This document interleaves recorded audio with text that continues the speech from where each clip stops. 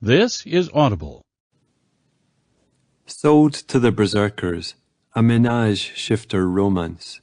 Written by Savino, narrated by Robert Ross.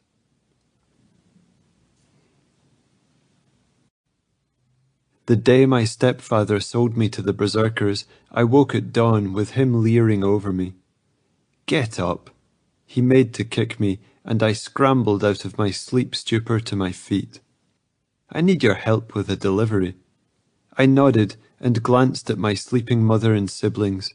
I didn't trust my stepfather around my 3 younger sisters, but if I was gone with him all day, they'd be safe. I'd taken to carrying a dirk myself. I did not dare kill him. We needed him for food and shelter, but if he attacked me again, I would fight. My mother's second husband hated me. Ever since the last time he'd tried to take me, and I had fought back. My mother was gone to market, and when he tried to grab me, something in me snapped. I would not let him touch me again. I fought, kicking and scratching, and finally grabbing an iron pot and scalding him with heated water. He bellowed and looked as if he wanted to hurt me, but kept his distance. When my mother returned, he pretended like nothing was wrong, but his eyes followed me with hatred and cunning. Out loud he called me ugly, and mocking the scar that marred my neck since a wild dog attacked me when I was young. I ignored this and kept my distance. I'd heard the taunts about my hideous face since the wounds had healed into scars, a mass of silver tissue at my neck. That morning, I wrapped a scarf over my hair and scarred neck and followed my stepfather, carrying his wares down the old road. At first I thought we were headed to the great market, but when we reached the fork in the road and he went an unfamiliar way, I hesitated. Something wasn't right. "This way, Cur." He'd taken to calling me dog. He'd taunted me, saying the only sounds I could make were grunts like a beast, so I might as well be one. He was right. The attack had taken my voice by damaging my throat. If I followed him into the forest and he tried to kill me, I wouldn't even be able to cry out. There's a rich man who asked for his wares delivered to his door. He marched on without a backward glance, and I followed. I had lived all my life in the kingdom of Alba, but when my father died and my mother remarried, we moved to my stepfather's village in the highlands, at the foot of the great forbidding mountains. There were stories of evil that lived in the dark crevices of the heights, but I'd never believed them. I knew enough monsters living in plain sight. The longer we walked, the lower the sun sank in the sky, the more I knew my stepfather was trying to trick me, that there was no rich man waiting for these wares. When the path curved and my stepfather stepped out from behind a boulder to surprise me, I was half ready. But before I could reach for my dirk, he struck me so hard I fell. I woke, tied to a tree. The light was lower, heralding dusk. I struggled silently, frantic gasps escaping from my scarred throat. My stepfather stepped into view, and I felt a second of relief at a familiar face, before remembering the evil this man had wrought on my body. Whatever he was planning, it would bode ill for me and my younger sisters. If I didn't survive, they would eventually share the same fate as mine. "You're awake," he said, "just in time for the sale." I strained, but my bonds held fast. As my stepfather approached, I realized that the scarf that I wrapped around my neck to hide my scars had fallen, exposing them. Out of habit, I twitched my head to the side, tucking my bad side towards my shoulder. My stepfather smirked. "So ugly," he sneered. "I could never find a husband for you, but I found someone to take you. a group of warriors passing through who saw you and want to slake their lust on your body. Who knows, if you please them, they may let you live. But I doubt you'll survive these men. They're foreigners, mercenaries, come to fight for the king. Berserkers. If you're lucky, your death will be swift when they tear you apart. I'd heard the tales of berserker warriors, fearsome warriors of old. Ageless, timeless, they'd sailed over the seas to the land, plundering, killing, taking slaves. They fought for our kings and their own. Nothing could stand in their path when they went into a killing rage. I fought to keep my fear off my face. Berserkers were a myth, so my stepfather had probably sold me to a band of passing soldiers who would take their pleasure from my flesh before leaving me for dead, or selling me on. I could have sold you long ago if I stripped you bare and put a bag over your head to hide those scars. His hands pawed at me, and I shied away from his disgusting breath. He slapped me, then tore at my braid, letting my hair spill over my face and shoulders. Bound as I was, I still could glare at him. I could do nothing to stop the sale, but I hoped my fierce expression told him I'd fight to the death if he tried to force himself on me. His hand started to wander down towards my breast when a shadow moved on the edge of the clearing.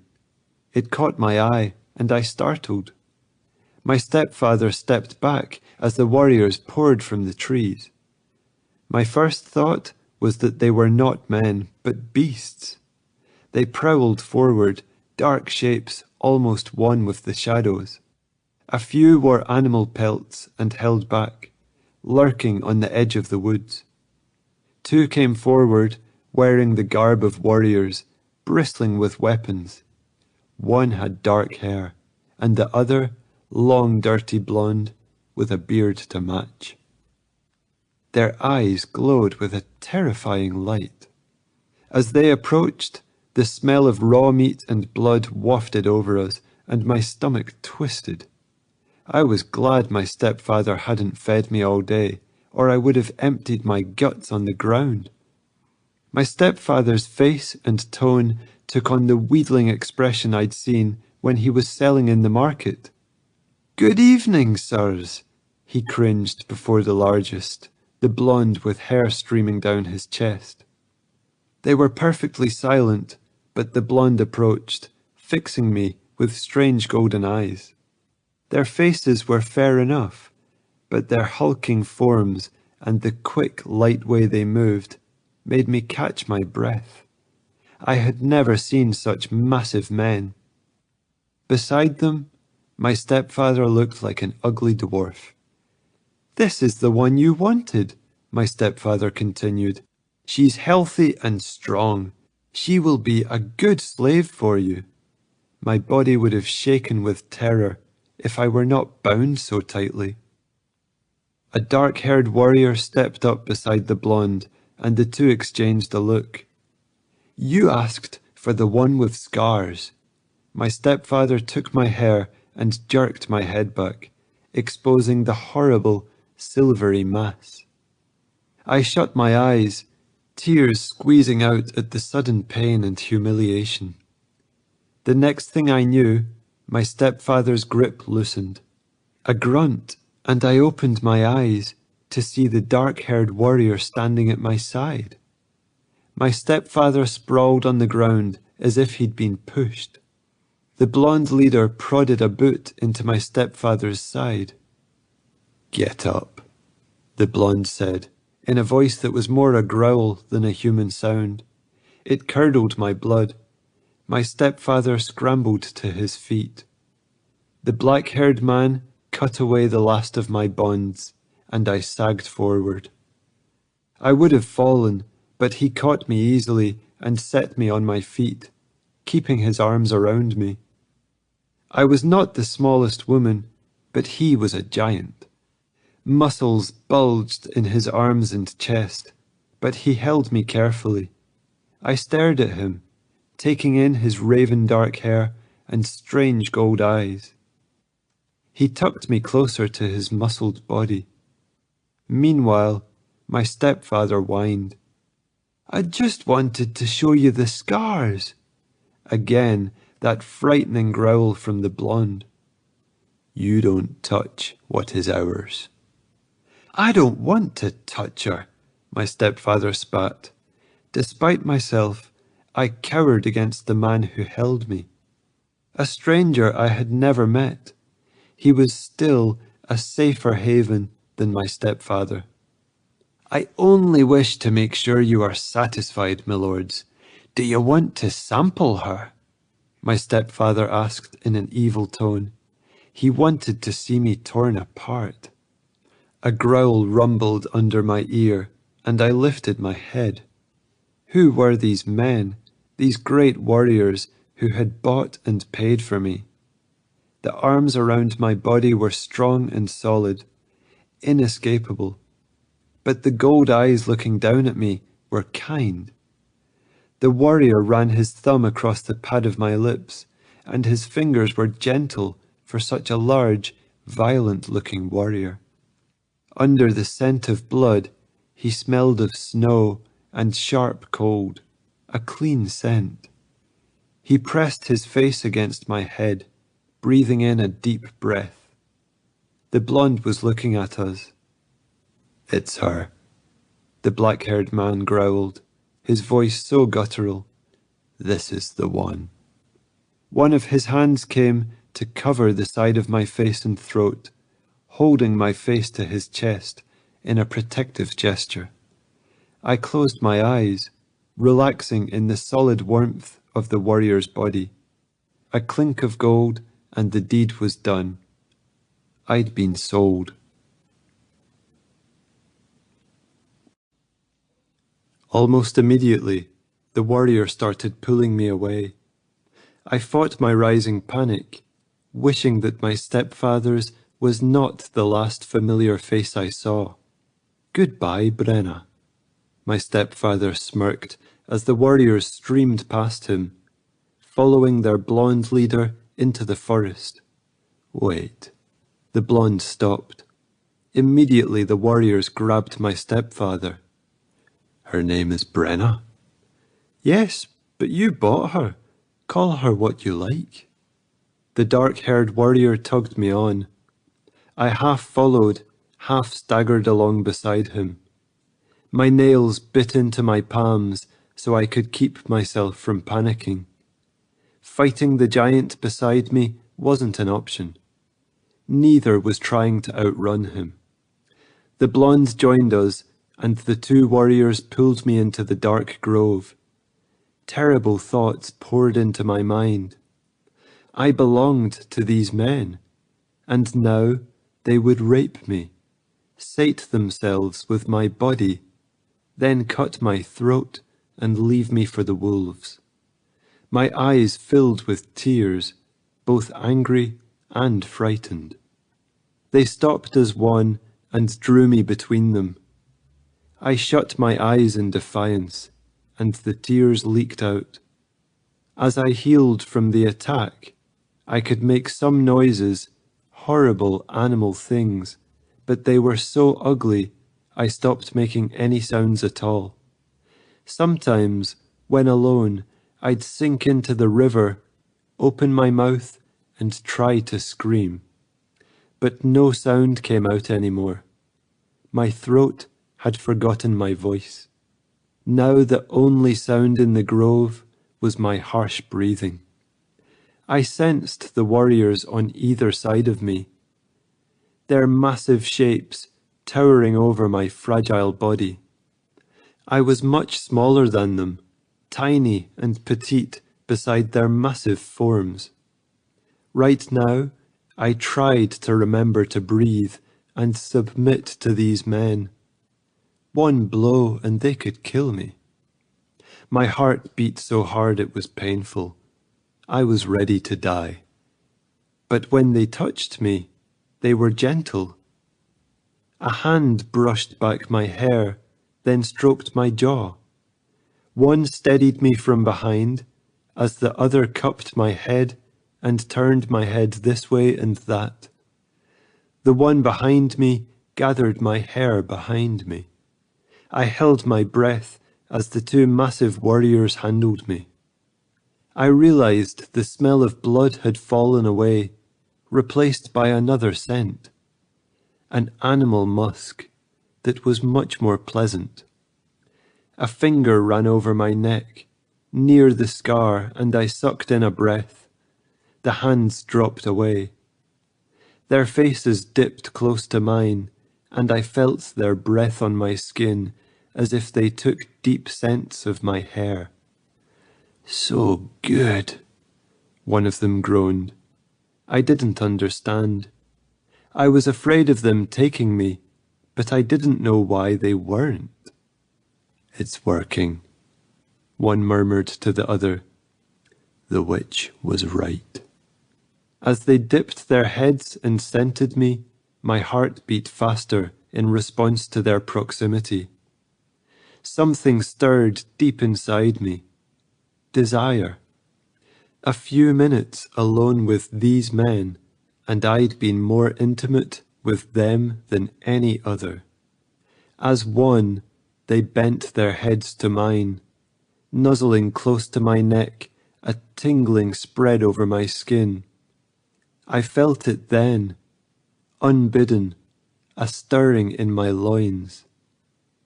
Ever since I had come into womanhood, my desires were strong. Every month I fought the pull to find a man and join with him. I was hideous, and destined to be an outcast and alone.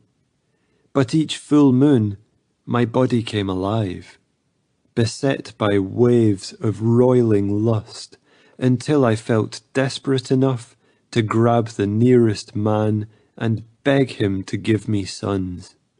The heat poured over me until I heard a gasp. One of the warriors jerked back and stepped away. "She's ready," one growled. Instead of frightening, the sound excited me. What was happening? "Not here, brother," the blonde rasped. Without answering, the dark-haired one pulled me on. For a while we walked, pushing through the forest, and forded a stream. The heat in me faded as I followed, weak with hunger and fear, eventually stumbling on exhaustion-numbed feet. The dark-haired warrior stopped, and I flinched, expecting him to bully me into continuing on. Instead, he guided me to face him. Again his hands came to me, stroking back my hair. I winced when I realized what he was doing, looking at my scar. Involuntarily, my head jerked, and he let my chin go, offering me water instead. He held the skin while I drank, and when I'd had my fill, he offered me dried meat, feeding me from his hand. I stared into the strange golden eyes, unable to keep the questions off my face. Who are you? What are you going to do with me?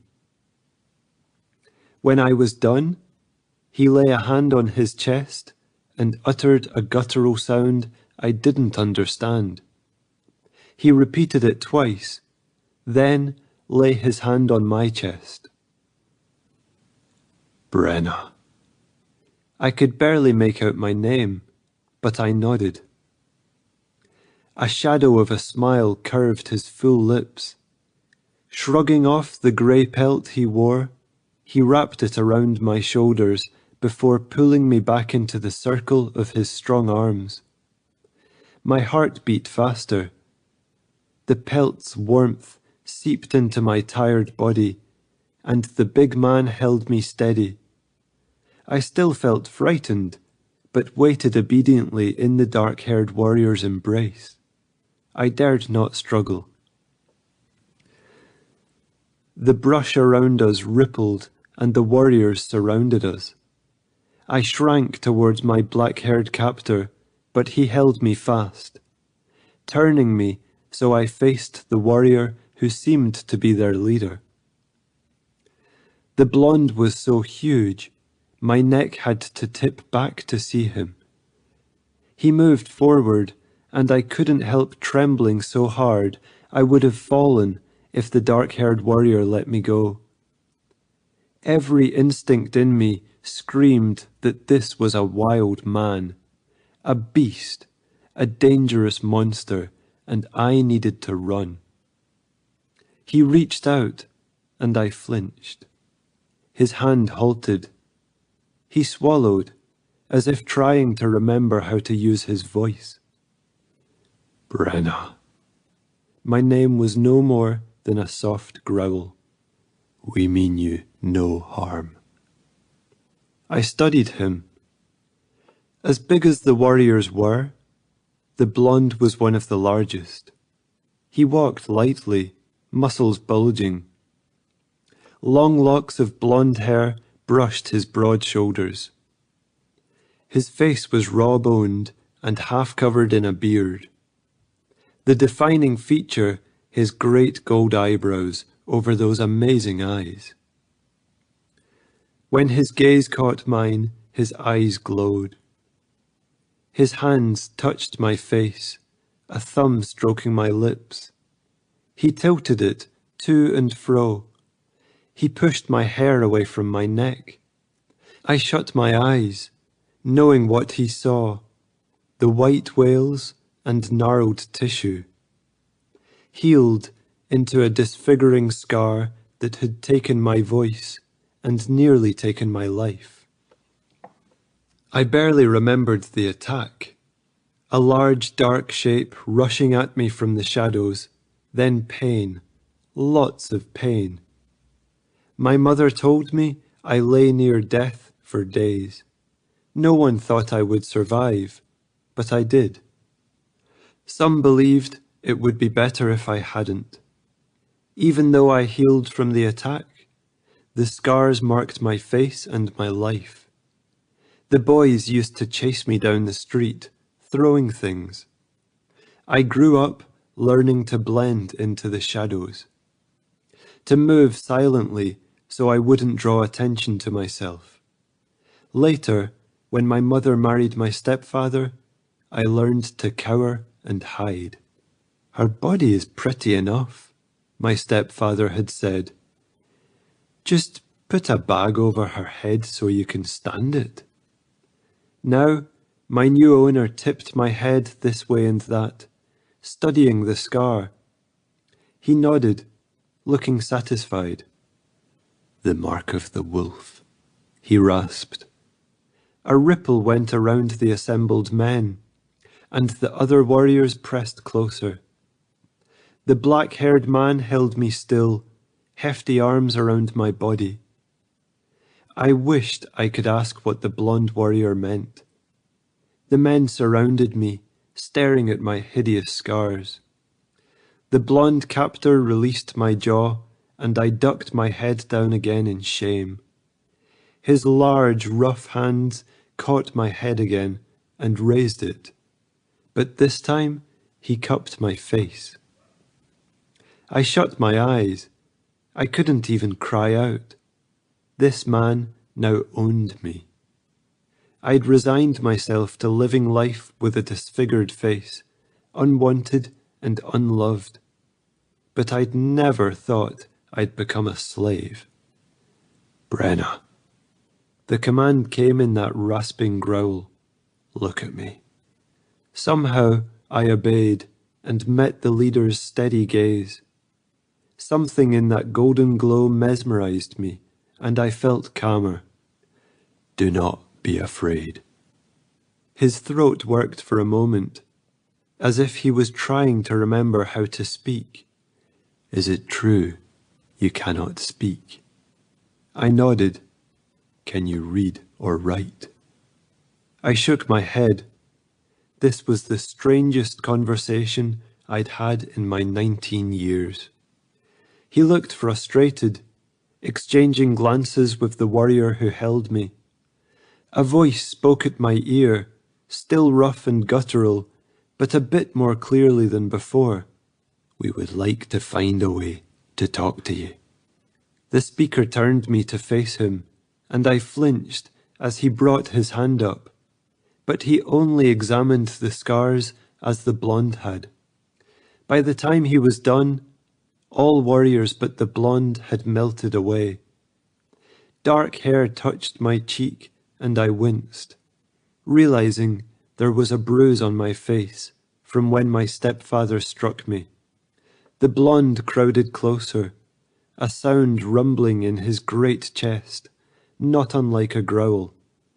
"Brenna," he said, "we will not hurt you. I swear it. No one will ever hurt you again." The dark-haired one took a few locks of my hair in his hand, gripping them lightly and raising them to his face. He breathed in my scent, then looked at me with glowing eyes and said in a clear voice, "You belong to us now."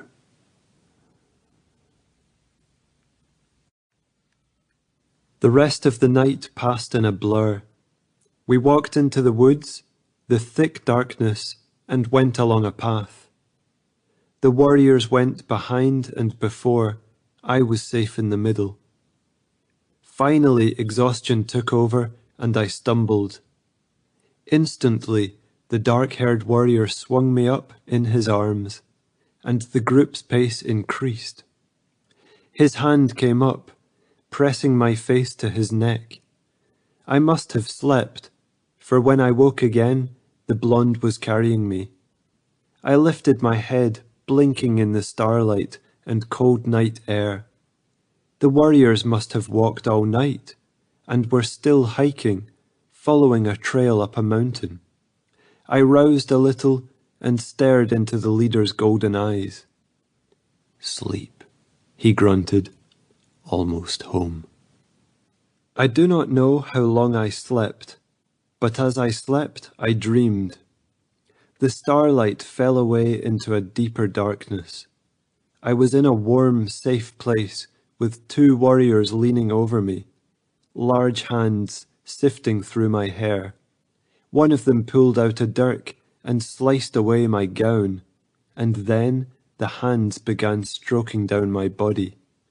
Their touches fed my heated desire, and in my dream I longed to pull their bodies over mine, wordlessly begging them to fill me. Instead, I lay still as they touched me with reverent fingers. I heard them speak, but not out loud. They didn't use words, but somehow I understood them. "The witch was right. She calms the wolf." A grunt of agreement, then a pause. "I can smell her heat. Patience, brother. We have waited this long." They lay on either side of me, still touching me. In the darkness, their eyes glowed. "Brother," one said in a tone of awe, "the beast rests, as does mine. It has been so long, too long, but the struggle is over. The beast will sleep again."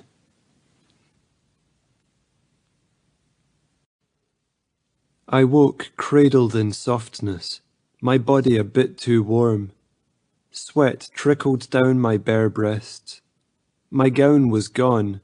The memory of the warriors stripping me at least wasn't a dream. When I moved, I touched a body lying in front of me, and my eyes flew open. A warrior lay beside me, his large form in repose. We rested in a pile of pelts, in a dark room lit by a fire. In my sleep, I'd curled on my side, facing the dark-haired warrior, and there was barely a hair's breadth between my bare chest and his. Stretching a little, I pushed the thick fur from me. His body felt so warm. I wriggled back a little, and the man's eyes opened and twinkled. I met his gaze without fear. We'd shared only a night and half a day, but I felt at ease with his friendly expression. His smile boded well for my life as a slave. "Brenna," he greeted me, and his voice, rough with sleep, sounded clearer to my ears. "Did you sleep well?" I nodded. He rolled onto his side, facing me, and his broad, muscled chest filled my vision. Part of me wanted to cringe and slip away, but I reminded myself that this was my new master. I may as well lay there and let him do what he would. Besides, I was comfortable on the pelts.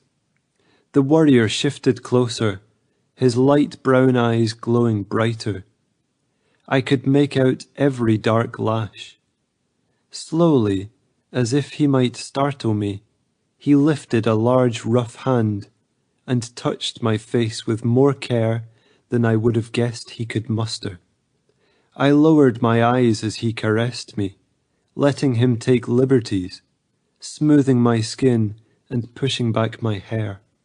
Strange as it was, lying beside a man I'd never met, one who'd bought me in the woods in a humiliating transaction, I enjoyed the moment, the warrior's rough and gentle fingers.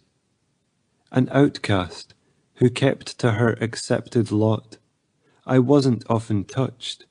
It felt nice. Too late, I realized he was exploring my scar and jerked my head away.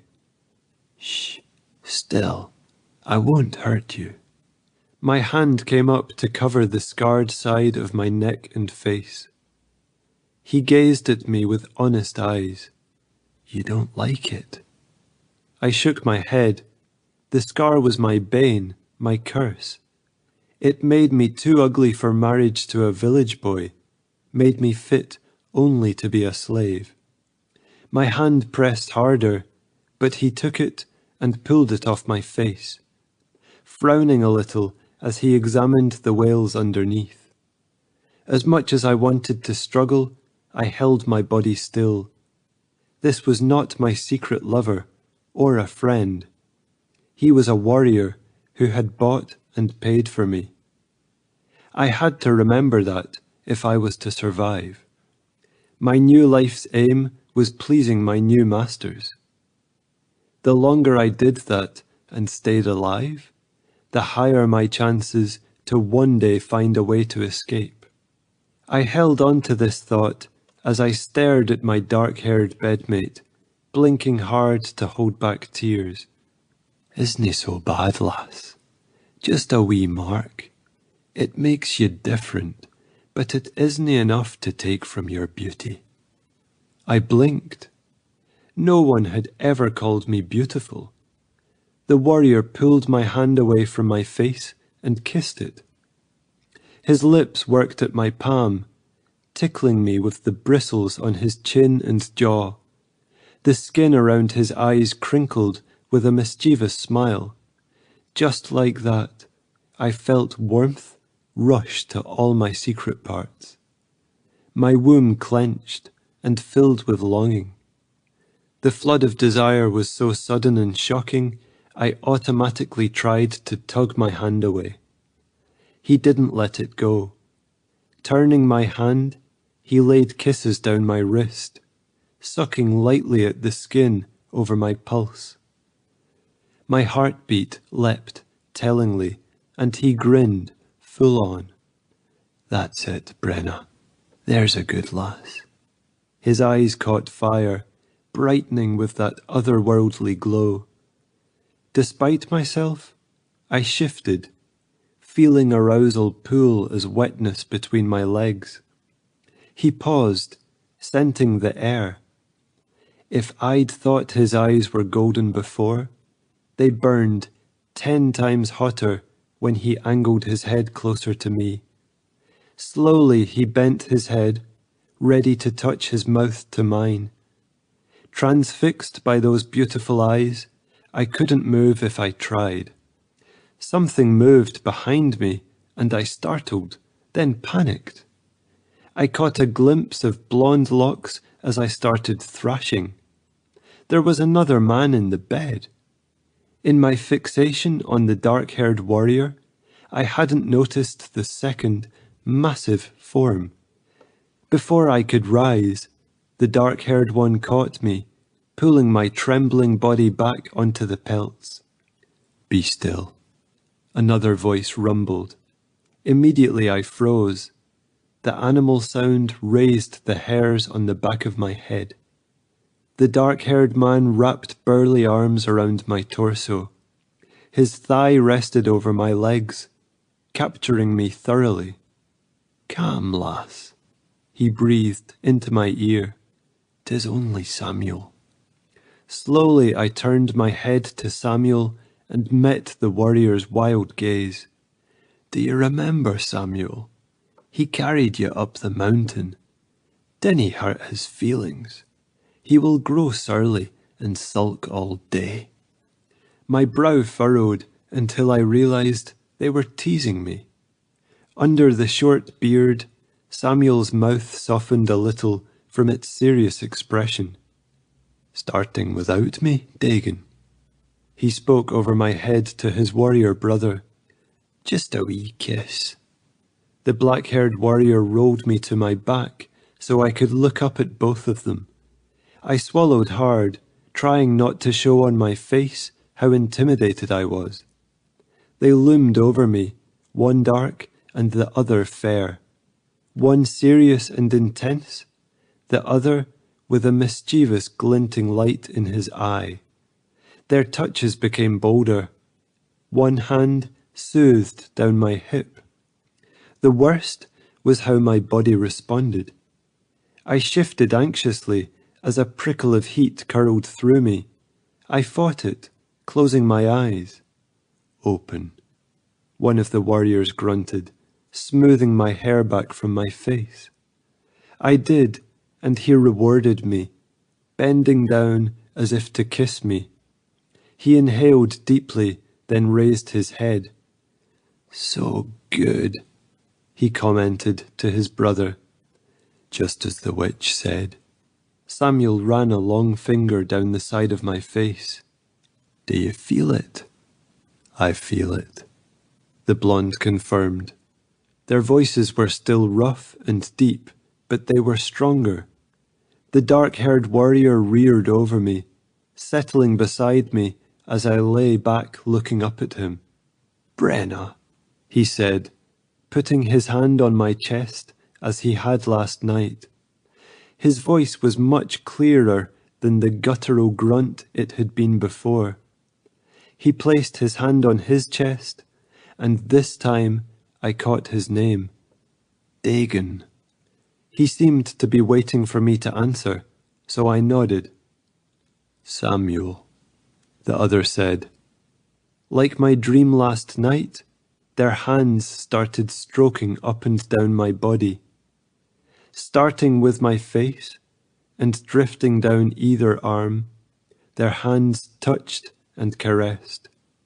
Samuel's brushed my breast. My nipple hardened suddenly, and I startled. "Shh, relax," the blonde said. "It's all right." "So lovely," Dagon added, running a single finger down my arm, sending shivers through my entire body. "Do you like our touch, lass?" I blinked at him, afraid to nod or shake my head. A part of me liked it, and a part of me knew I shouldn't. It was all happening so fast. "You're ours now, Brenna. We bought you because we wished for a woman to share our bed. We believe you are the one," Samuel said. "Obey us, lass, and we'll cherish and protect you and give you pleasure." I lay stiff, trying to wrap my head around their words. The events of the past night and day still jumbled in my head. Dagon wrapped his hand around my ankle, and I had to force myself not to kick. It was his ankle now, to caress or crush as he pleased. I was their slave. Fear must have tracked across my face, for Samuel spoke in a soothing tone. Come, Brenna, give yourself over to us. We have long awaited you. I blinked. They'd awaited me. The big leader stroked my cheek. We own you now, and we will care for you and protect you. You will never come to any harm. His thumb went to my lip and ran over the soft skin there. My heart beat faster, but not only with fear. He sighed. I wish you could speak to us. I would give anything to know your questions. Take away the fear in your eyes. I tried to relax. These men had bought me, but then now sought to comfort. Samuel shifted over me and pinned me with that intense gaze. Dagon positioned himself at my head, cradling it in the crook of his arm and playing with my hair. We will see to you now. Samuel reared over me and pulled the pelt away from my body. I couldn't move, as if I'd turned to stone with fear. I lay naked before these great warriors, who feasted on my flesh with a golden gaze. Lovely, Dagon said, and I went from afraid to excited in a few seconds. Samuel bent so his hair brushed my upper thighs and bent his head. He seemed to be scenting me. I tried to close my legs, and he held them open. Dagon lifted me so he could hold me half in his lap, my head against his chest. He reached down and laid palms on my thighs to keep them apart for his warrior brother. Feeling trapped, I started struggling. Despite their kind words, I didn't know these men or what they would do with me. Brenna. Samuel turned my name into a command. Lie still. We will not hurt you. You are our most treasured possession. Dagon stroked my inner thigh. You dinna ken now, but you will. Samuel brushed fingers over my centre. This belongs to us now. He moved his hands a little, and my hips shifted of their own volition, responding. If I could have cried out or made a little noise of longing, I would have. All too soon, he took his fingers away, smelling my musk, then tasting it. My own mouth parted in a gasp, and it proved too much for Dagon. One hand left my thighs and gripped my hair gently, turning it so he could kiss me. His lips touched mine, pecking and inviting, before his head slanted and he drank more deeply of my mouth. I stilled with shock at my first kiss. He pulled away with a mischievous light in his eye. Do you like that? His brow went up, almost daring me to say no. I just stared. Samuel almost grinned. Let me try again. Dagon did grin, full out before he bent and teased at my lips with his tongue. Heat flared through me. My turn. Samuel leaned forward. Dagon cradled me as the big man cupped my face, drawing me forward with tender fingers before touching his lips to mine. Like his warrior brother, he tasted of clean and good, and when my lips parted, his tongue slipped inside. By the time the kiss ended, I was breathing hard. Wet heat pulled at my centre. Samuel took his time, kissing me again, then offering my mouth back to Dagon. Their hands moved over my skin non-stop, stroking my arms, breasts, hips and waist, and down my legs. Between 4 hands and twin mouths, they left no part of me uncaressed, except one. After a time, my legs lay open of their own accord, my centre exposed and begging for attention. The heat rose in me stronger than ever before, the fire fed by the readying touches of two men. I fought it as I always had, struggling to remain myself, to hold on to Brenna. Each kiss, each touch, each swipe of tongue at my neck or knee, and I lost myself a little bit more. Samuel drew back for a moment, and I blinked at the respite. His long hair streamed over an awesome chest. Dagon had a smaller build, though not by much. Every movement displayed muscles on muscles, lean and chiselled. These were hard men with hard lives, and I was to lie with both of them. They marvelled at my softness, commenting as they stroked me. "So smooth, feel this." Hands cupped my breast, and I arched my back, my breath coming faster as I wordlessly asked for more. "Such a beautiful lass, so perfect for us." Samuel's large hands traced down the curve of my hip. Perfection. Samuel's fingers brushed between my legs, the barest of touches. "Relax, sweet one.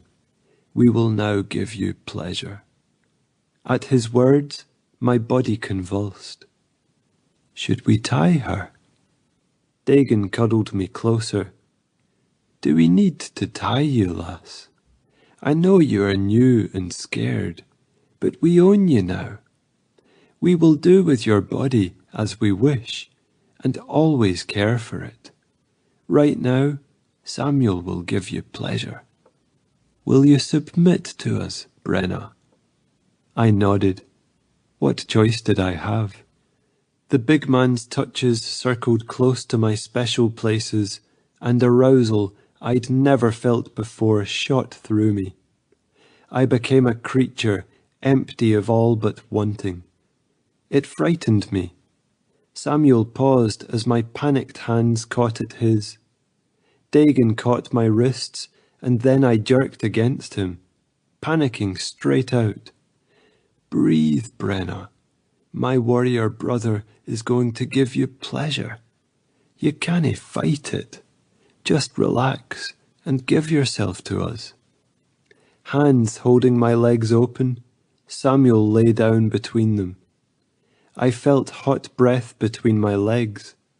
First kisses up my knee, then a tongue touching my centre. Touching turned to licking. It felt so good, I couldn't fight the iron arms holding me, nor did I want to.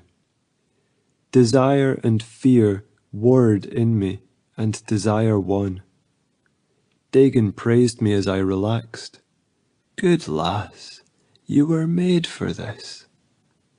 You were born and marked for us, and we have waited so long," Samuel added, then nibbled the inside of my thighs, drawing closer to my weeping slit. By the time his mouth arrived at its destination, I was wet and ready for him.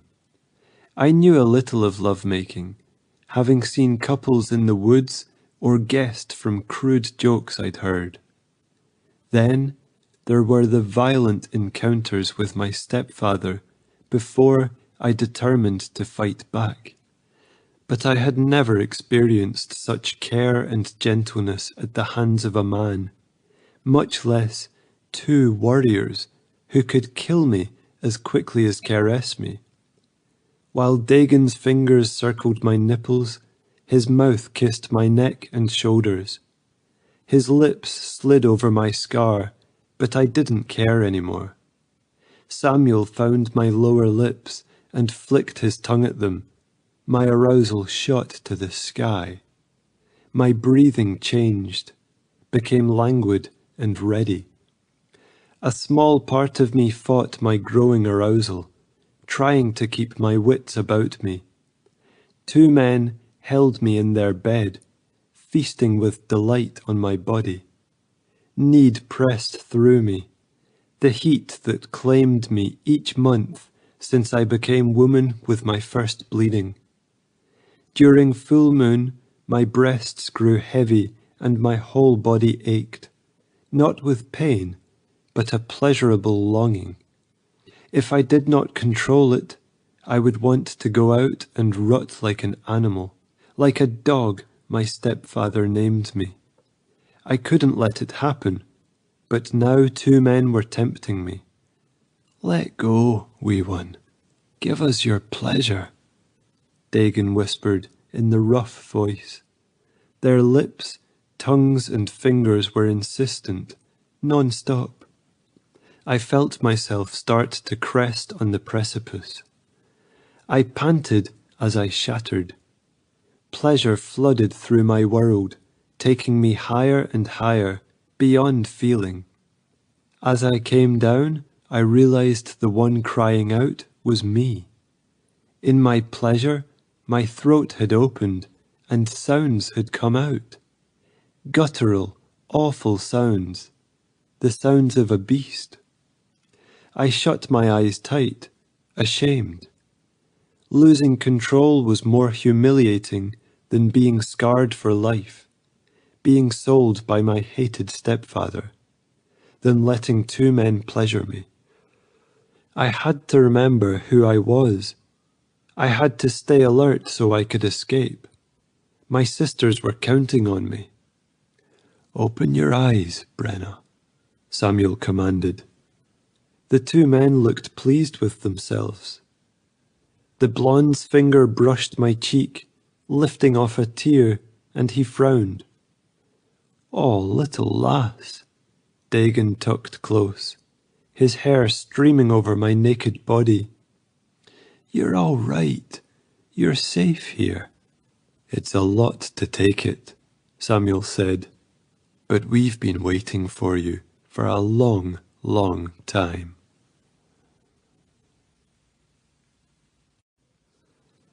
After my orgasm, Samuel disappeared from the room with the pelt-covered dye. Dagon helped me to my feet and led me, still naked but for my unbound hair, out of the stone cavern, down a hall to another cave. There was light in the cavern from lit braziers and fire. The hall had some sort of natural light. I hurried with Dagon, the rock cool on my feet. We were inside a mountain. Someone must have carved this place from the rock. I'd heard of dwarves in the hills, but thought they were also a myth. My breasts were hard and my body shivering when we stepped into another room, and warm, steamy air embraced my body. We were in another cavern, where hot water bubbled out of the rock. Dagon gave me a grin. "Do you like it, lass?" I jerked a nod, wide-eyed. As a barely tolerated outcast, I often secluded myself in the forest, bathing in a woodland stream. My clean habits marked me as strange. It seemed these warriors also appreciated a bath. At his encouragement, I went into the water, letting the warm water lap around my legs. At its deepest, the pool went to my waist. Dagon let me play in the warmth, splashing and lying back so the water covered me up to the neck.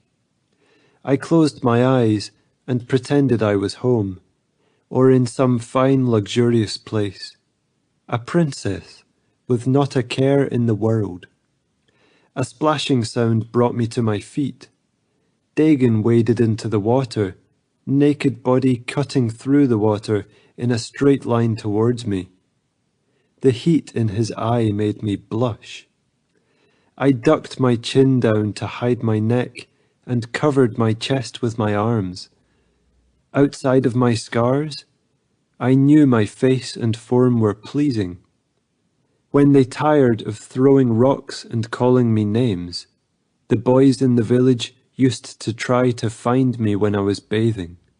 I learned to hide, especially when the heat filled me. During those times of deep desire, I admired the firm, unblemished skin of my belly and breasts, the curve of my bottom and strong legs. Alone, in desire's thrall, I felt beautiful. I'd felt that way on the bed between the warriors, 1,000-fold. The sight of the approaching warrior, excited and fierce, with water streaming from his hard, muscled form, made me suddenly shy. My heart beat faster, and I turned my back, pretending to explore the cave. As I expected, his hand stroked down my back, reminding me how little I'd been touched in my lifetime, until now. He turned me to face him. "Are you hungry?" I shook my head. "I am." He pulled me into his arms and slanted his head down, feeding on my lips, nibbling gently before parting them and sweeping his tongue inside. His body pressed against mine, and the heat claimed me again as his kiss and closeness swept my control away. If my light brown eyes could glow as theirs did, they would be hot and bright with desire. When he broke the kiss, I clung to him, arms twined around his neck so he could not get away. "Oh, lass!" He groaned and pressed his face into my neck. He seemed to breathe in my scent as if I was a source of air. A noise, and we both raised our heads. Samuel stood on the edge of the water, golden eyes glowing, his massive form naked but for a loincloth. "Do you see my warrior brother?" Dagon whispered. "He is waiting for you to invite him to join us." I gripped Dagon's arms. "We both need you, little lass," he breathed. "Do you want him to come too?" My master wanted me to agree to something. I nodded. Samuel unslung his loincloth, and I caught a glimpse of his massive rod before he entered the water. Dagon's member poked my buttocks, hard and ready. Something in me broke, like a bowstring suddenly unstrung. I wriggled backwards in Dagon's arms, knowing I couldn't escape, but having to try.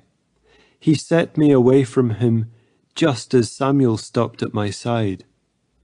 Both men's arms corralled me loosely. "Do you desire us, wee one?" I swallowed hard. "She is afraid," Samuel said. "No matter, she is ours now." Dagon's hands skimmed up my sides, cupping my breasts, smoothing over them. Despite myself, I relaxed into his touch, even as I stared into Samuel's golden gaze. His eyes were so bright. Dagon's hands slid down, securing my hips. Samuel came and bent and kissed me. It was too much. Dagon's hands stroking up and down my torso, Samuel's hands on my face, mouth on mine, drinking me down. Arousal poured over me like fire. Samuel's hands went down to my legs. Dagon grasped my hips, and the two men lifted me. "We will take you now," Dagon whispered. "You will know your pleasure and ours." My head lolled back onto Dagon's chest as Samuel set himself against my wet centre. His member rubbed up and down. I closed my eyes, feeling every part of me clench. He let my legs down. "Not here," he told his warrior brother.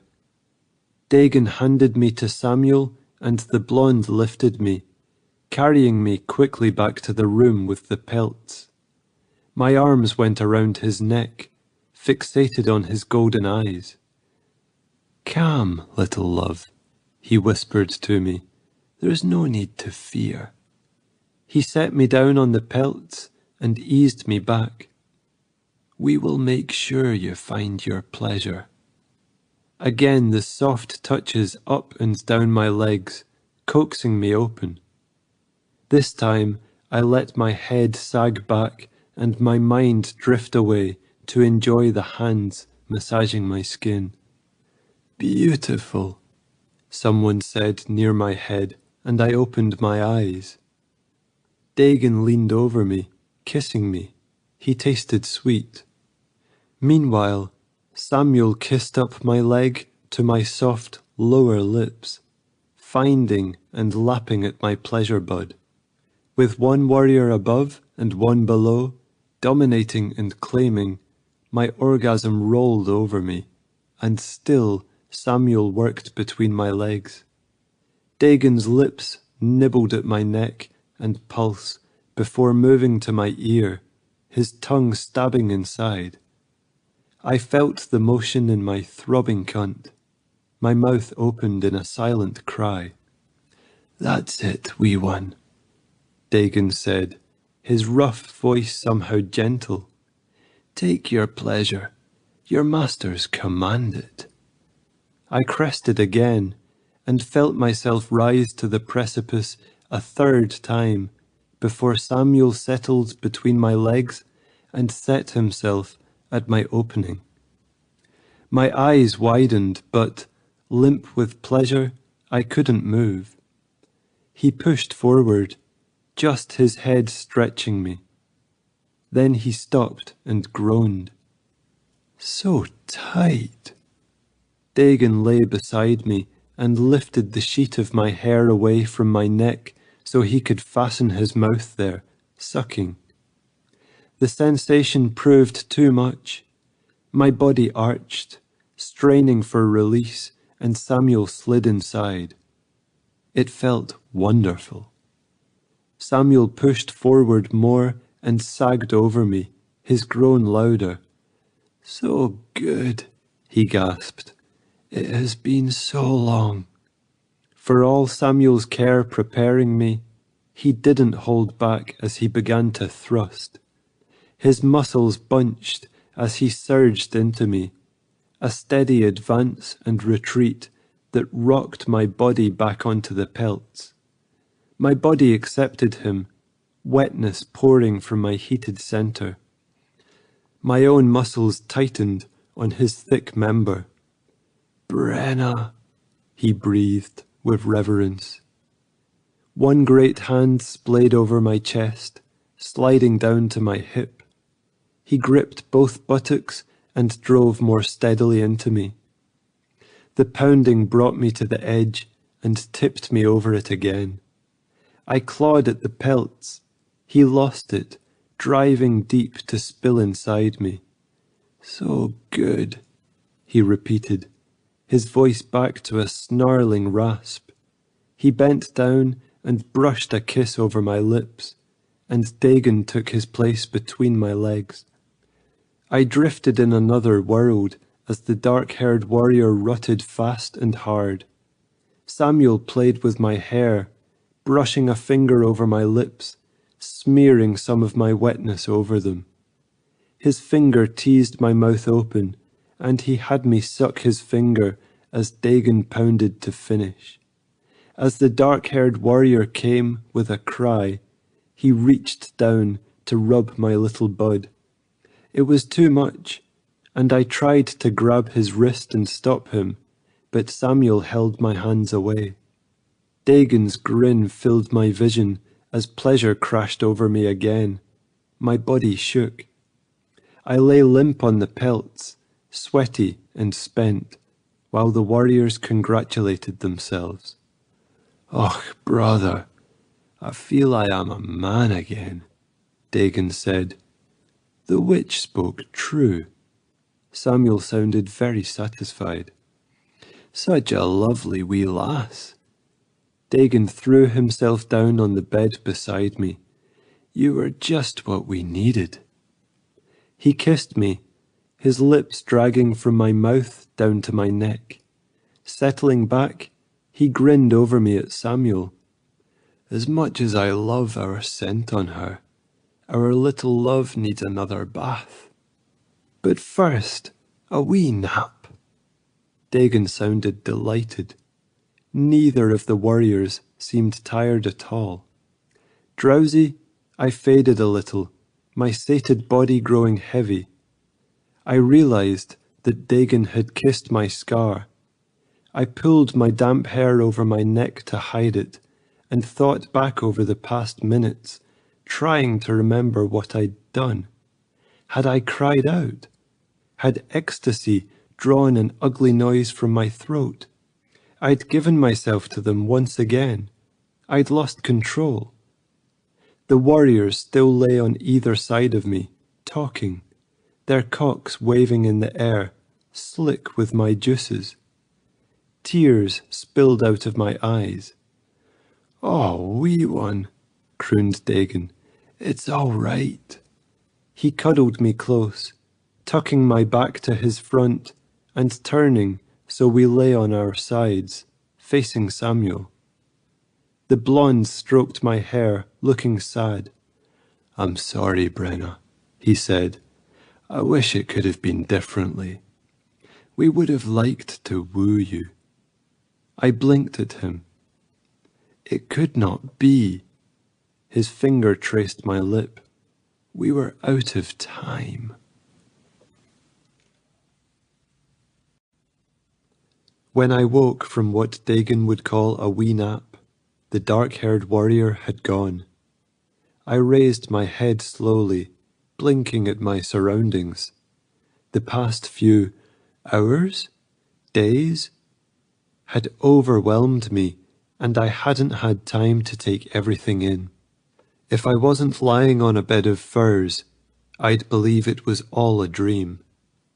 The pelt-covered dais stood in the middle of the room, which was really a large cavern, hewn from rock. Along with the fireplace, iron braziers stood like sentinels around the room, providing extra light and heat. Whoever designed the room found a way for air to flow freely, because the room wasn't stuffy, even with the fire. The bed still smelled of sex, a sweet musk clinging to the furs. My body was rested, but sticky, covered in the warriors' spendings. They'd spread their slick cum over my skin as they'd told me why they'd taken me for a slave. "We're warriors, mercenaries," Samuel explained. "We've fought for many rulers, and now that the Red King rules in peace, we've retreated here.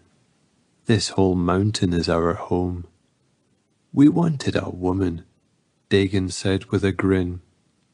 Samuel nodded. "We consulted a witch who would be right for us. She told us about you, a woman with the mark of the wolf." He traced a light finger over my face, edging close to my scar. My hair fell to cover the mark, and he withdrew. "It was you, Brenna. We searched and finally tracked you. Your stepfather would take money. We tempted his greed and took you." I tried not to look upset. They'd used a witch to find me? Why? They'd looked for me, searched for me. I couldn't believe it. "So you see, Brenna, you were chosen. No one had ever wanted me, much less sought me out." "We want you, wee one," Dagon said. "We knew when we found you, you would be our own." Samuel nodded. "You will learn our ways and become ours. You will never want for anything as long as you obey us. It's a hard life, but it isn't so bad." Dagon stroked my breast before raising hopeful eyes to mine. They acted like they were afraid I wouldn't accept them, but they'd given me no choice. Their happiness meant my survival. After our talk, Samuel left, and Dagon gave me more food and water, treating me like a pampered pet, before he fell asleep beside me. I'd lain awake thinking on everything they'd told me, eventually succumbing to my own exhaustion. Now I was awake in the empty chamber. The fire burned low, but it was still warm enough to get out of bed and explore. I pulled a pelt around my shoulders, though there was no reason to be modest. The cavern's open entrance led to a hall, and I wondered if I dare try to leave, naked and barefoot and with no idea what lay beyond the door. I walked the line of braziers, checking the walls of the chamber for cracks, escape on my mind. I felt rather than heard someone behind me. A tingle went up my spine, a buzzing sensation that raised the hair on the back of my neck. I wasn't alone. I whirled, but it was only Samuel rising from the pelt dye as if from slumber. I must not have noticed his large form on the dye, sleeping covered in furs. The big warrior sat on the edge of the bed, rubbing a hand over his face. "The wolf sleeps," he muttered. "It's been years since I've known such rest." I stared at him. "Come here, Brenna." The blonde leader seemed sterner than Dagon, but he'd told me not to be afraid of him. I forced myself to meet his gaze and take unflinching steps to the dye until I stood before him.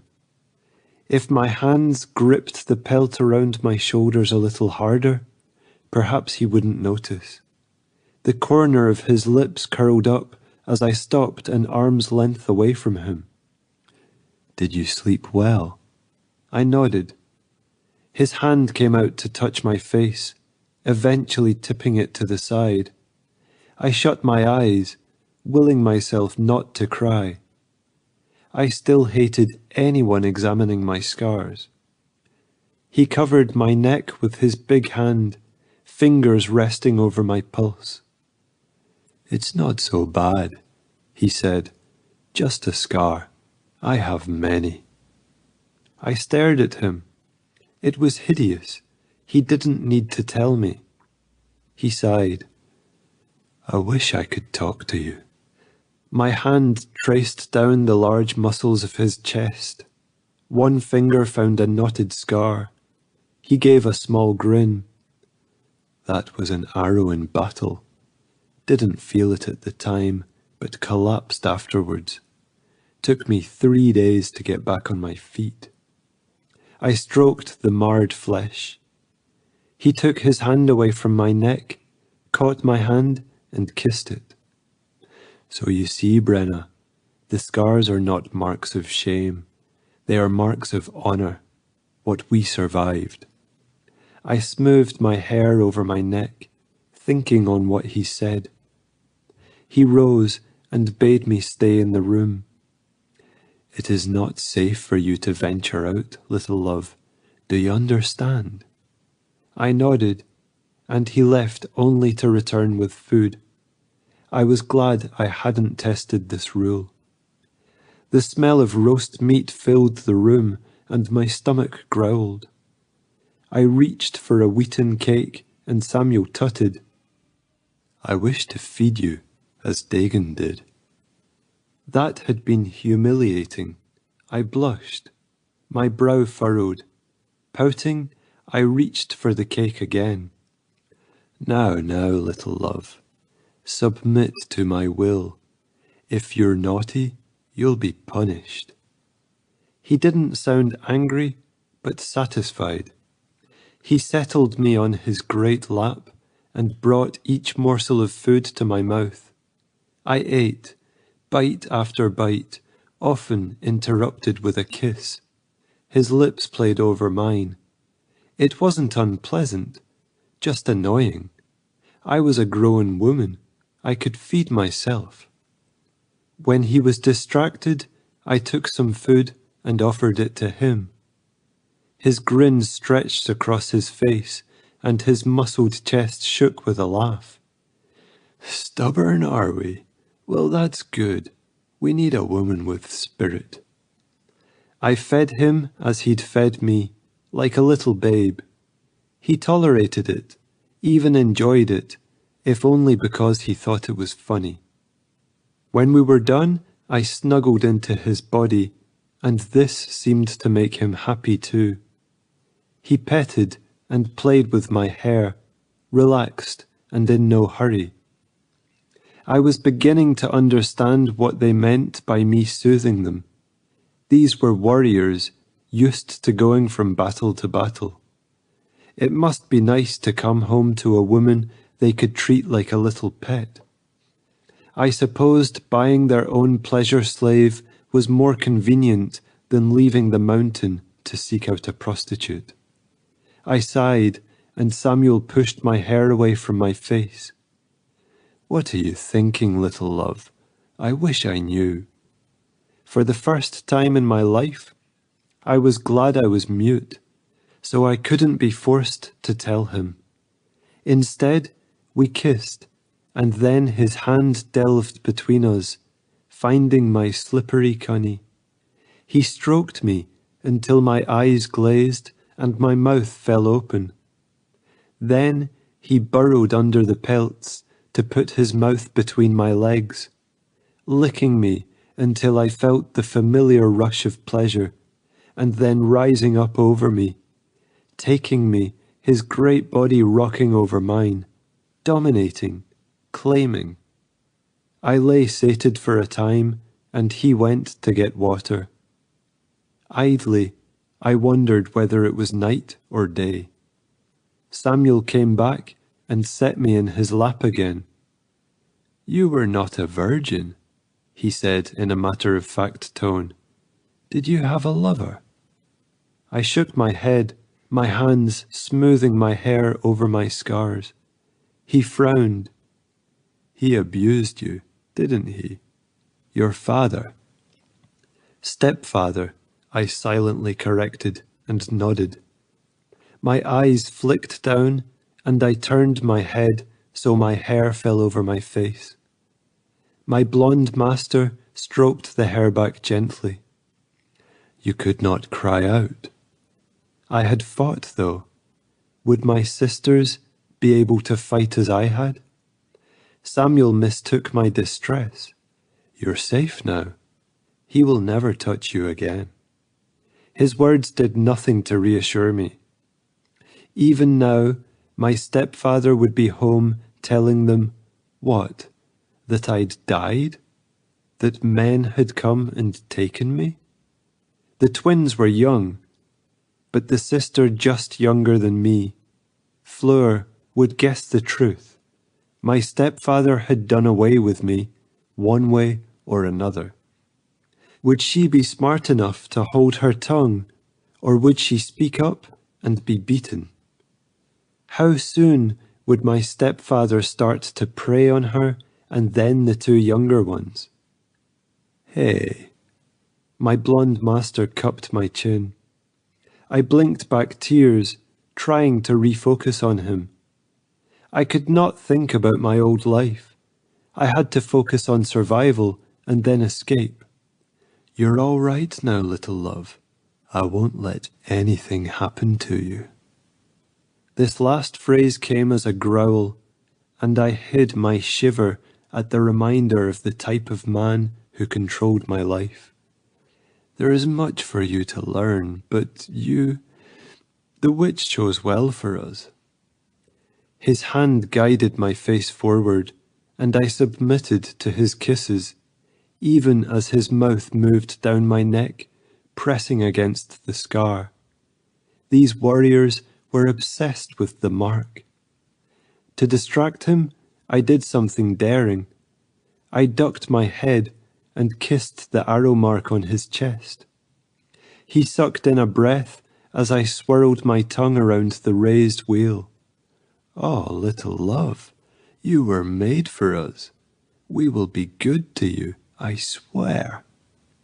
As he kissed me again, Dagon strode into the room. We broke apart to watch the dark-haired warrior strip off his jerkin and boots. I noticed a little silver in his black beard, matching the silver wolf pelt he wore. "How was the hunt?" Samuel asked. Dagon shrugged, taking a swig of water and wiping his mouth. His eyes stayed fixed on me, glowing gold. "Go to him, Brenna," Samuel chuckled, "and give my brother a kiss." I crawled across the pelts, smiling in greeting. The dark-haired man grinned and accepted my chaste touch of lips, then cupped my head in his hands and kissed me deeply. When he was done, he rested his forehead against mine for a moment. "Thank you, lass." His voice seemed to return to him. He and Samuel chatted about the hunt and other warriors for a few minutes, while Dagon ate some meat, offering bits to me. I accepted quietly, following my role, my ears alert for any clue for escape. At last, Dagon reached down and tugged a lock of my hair. "Are you enjoying yourself, Brenna?" I hesitated, then nodded shyly. "You're very beautiful." This time, the compliment didn't make me cringe. These men were warriors stuck in a mountain-top camp. Of course they thought the only woman around for 100 miles was the most beautiful thing they'd seen.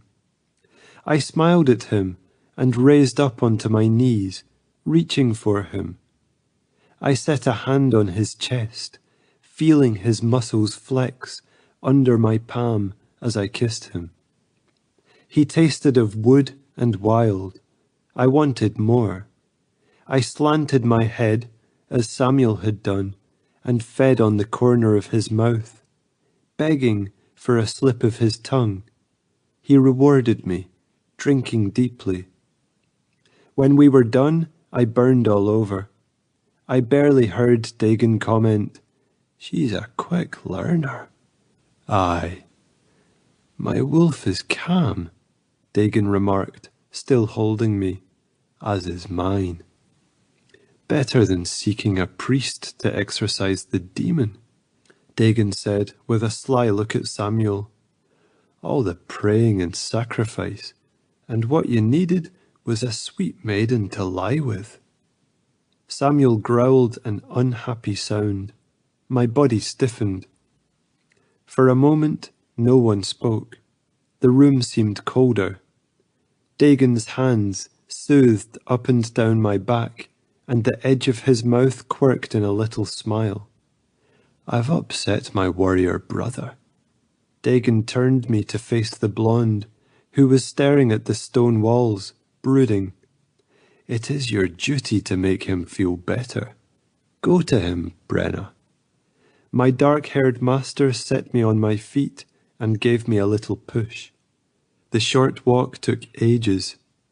I stared at the rigid line of Samuel's shoulders.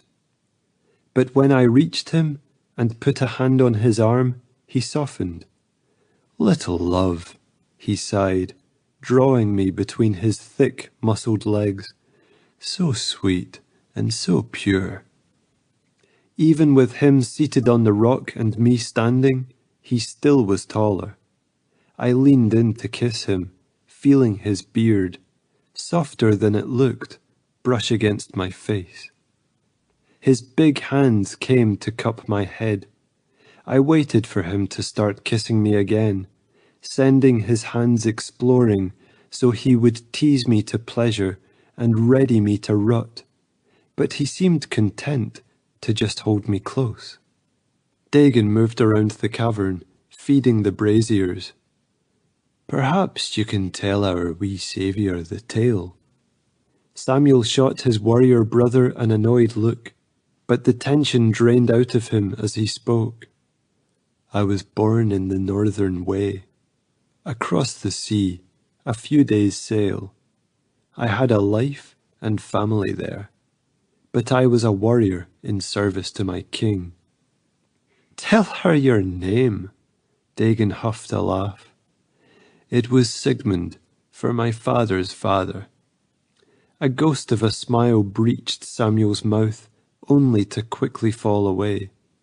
Then a witch came, a Volva, as we Norsemen call them, who worked spells for the king. She said she would make us invincible.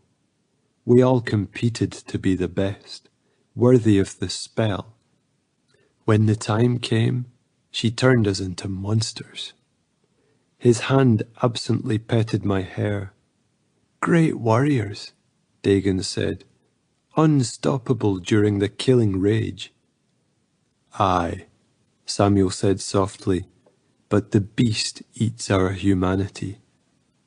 The blonde lapsed into a brooding silence. Dagon came close to explain the rest. Samuel left Norway to fight for his king, and eventually put his sword up for hire. When I first met him, he professed fealty to the White Christ, and changed his name from Sigmund to Samuel. Dagon regarded his warrior brother. "You thought the Christian magic would heal you." The blonde nodded sadly. "It did not. I fasted and prayed, and the beast only grew stronger." "We have tamed it." Samuel lifted golden eyes to mine. "Brenna has." "Aye." I wrinkled my brow, looking from one to another. "You calmed the wolf," Samuel said. I nodded. I knew this was important, even if I didn't understand. "Little lass, you do not know how precious you are." Then Samuel grew tired of talking, for he cupped my face and kissed it, and I leaned into the pool of his lips. His mouth possessed mine, silently promising all good things, before kissing down my neck to suck on the tender skin of my neck. My head fell back, and Dagon was there, pushing back my hair and kissing my other shoulder. Too late, I realized that his lips had traced down my scars. It was my turn to stiffen, and them to quiet me. "Come, lass." Dagon drew me to the cavern of springs, where he bathed me thoroughly, rubbing oil into every crevice and scraping it off before bidding me rinse off. I submitted, happy to get clean of their seed, even though I had the feeling they'd want to paint me with it again soon enough. When he finished, Dagon handed me the oil and strigil. "Your turn, lass." He grinned and turned his back to me. For a long time, I rubbed my hands over the broad expanse, enjoying every muscle. The great bunched muscles of his shoulder, the long lean ones alongside his spine, and the small knotted ones around his ribs. He practically purred as I anointed him, frowning a little as I carefully scraped the oil away with the strigil. He plunged into the pool, splashing and rearing up, shaking water out of his hair. I waited on the edge of the pool, and he beckoned me to join him, grinning when I hesitated. My hair was almost dry. He came at me, wading with water droplets flying, a playful look on his face. I backed up a few steps, then decided to risk it and run. He caught me after a few steps, tossed me on his shoulder, and carried me to the pool, dunking me. I came up annoyed, beginning to understand why Samuel sometimes gazed at his warrior brother with frustration. I swatted the water, sending a little spray towards him. He grabbed me again. "Wee one, you're too courageous by half to fight with me." I don't know what possessed me, but I pretended to bite him. His eyes lit and he wrestled with me, his movements light and quick and still playful. I could tell he was holding back from his full strength. Still, When he dunked me again, I twisted and swam away, popping up and sticking out my tongue at him. Eyes bright, he chased me with a growl, and for a moment I was really frightened. But when he caught me, his hands were gentle. "I got you," he growled. My heart beat faster. "You're mine now."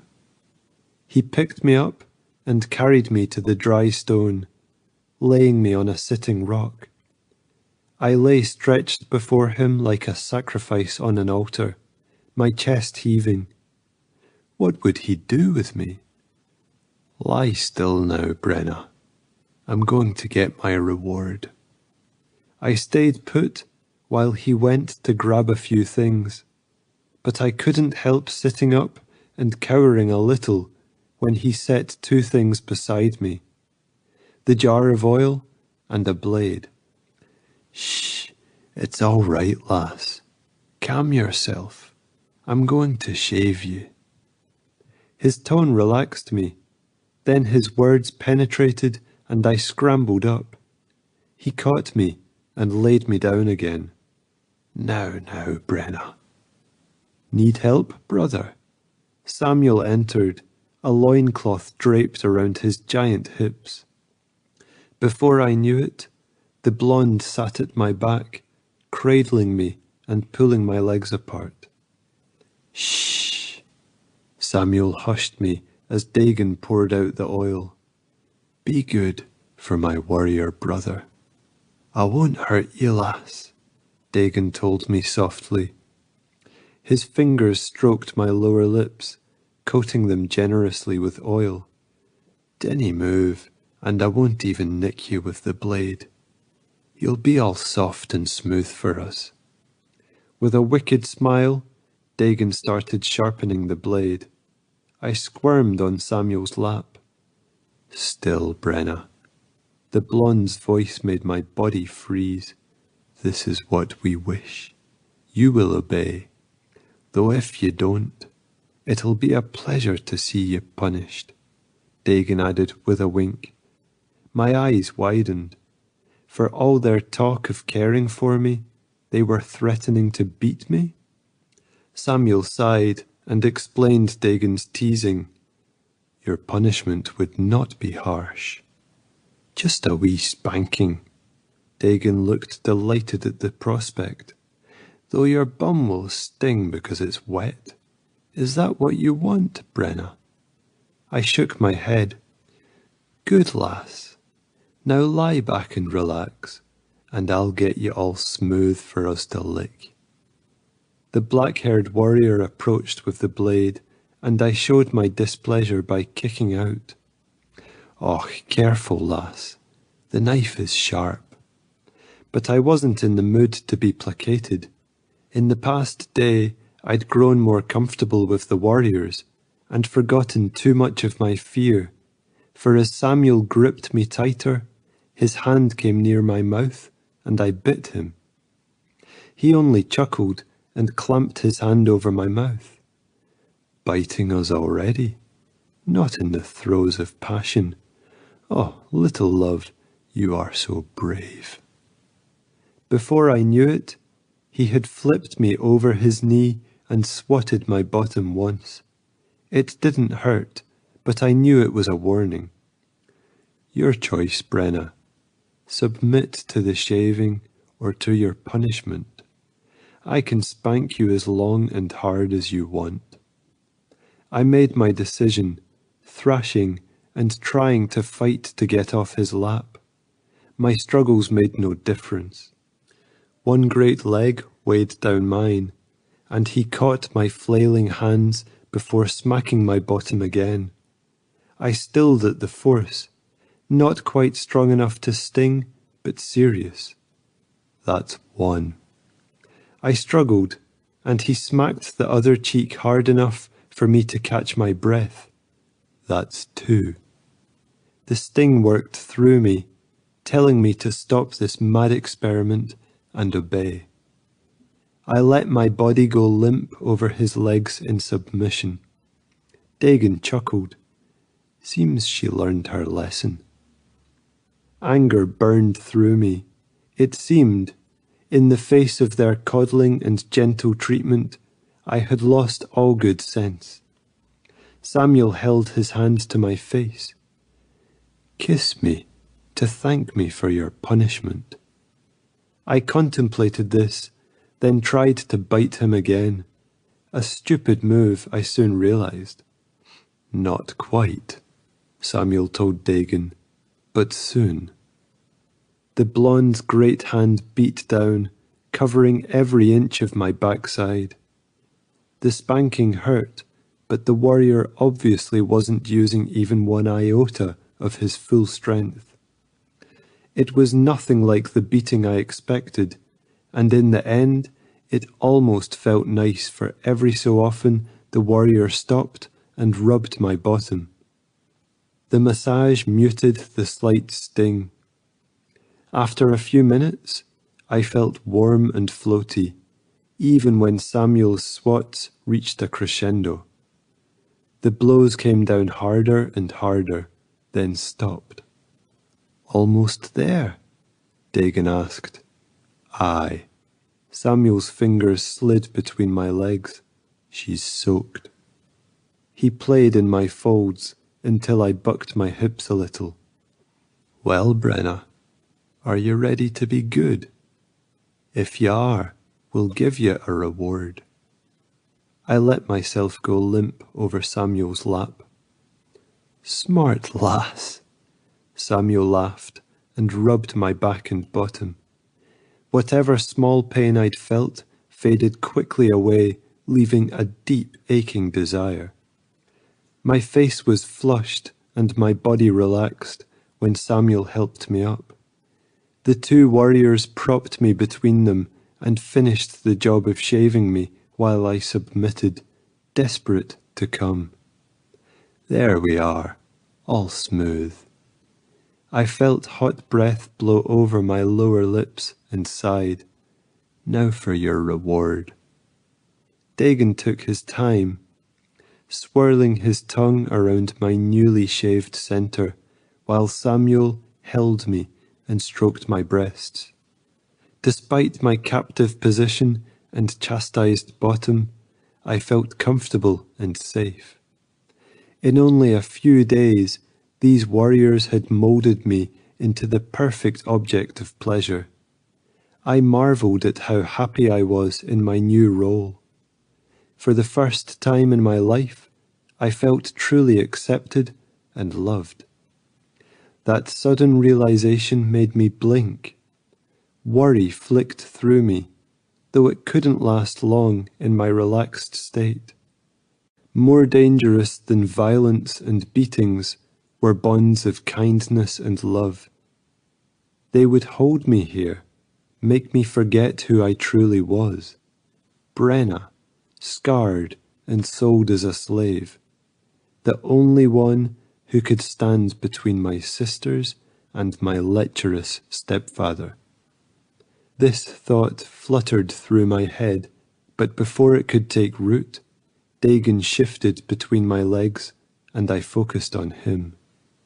Do you like your smooth cunny? He lay his cheek on my thigh, his beard scratching me slightly. Wet poured from me and he inhaled, his eyes glowing brighter.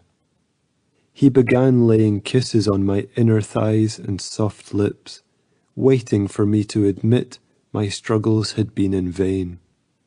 Setting my jaw, I reached down and tried to tug his head forward, to force him to lick me as I liked.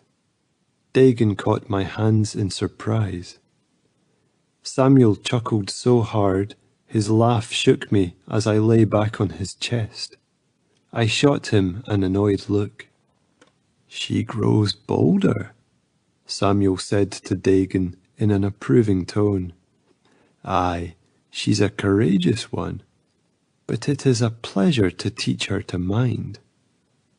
Holding my hands away, Dagon used his tongue to tame me, laving up and down my soft, wet heat until I writhed and gasped.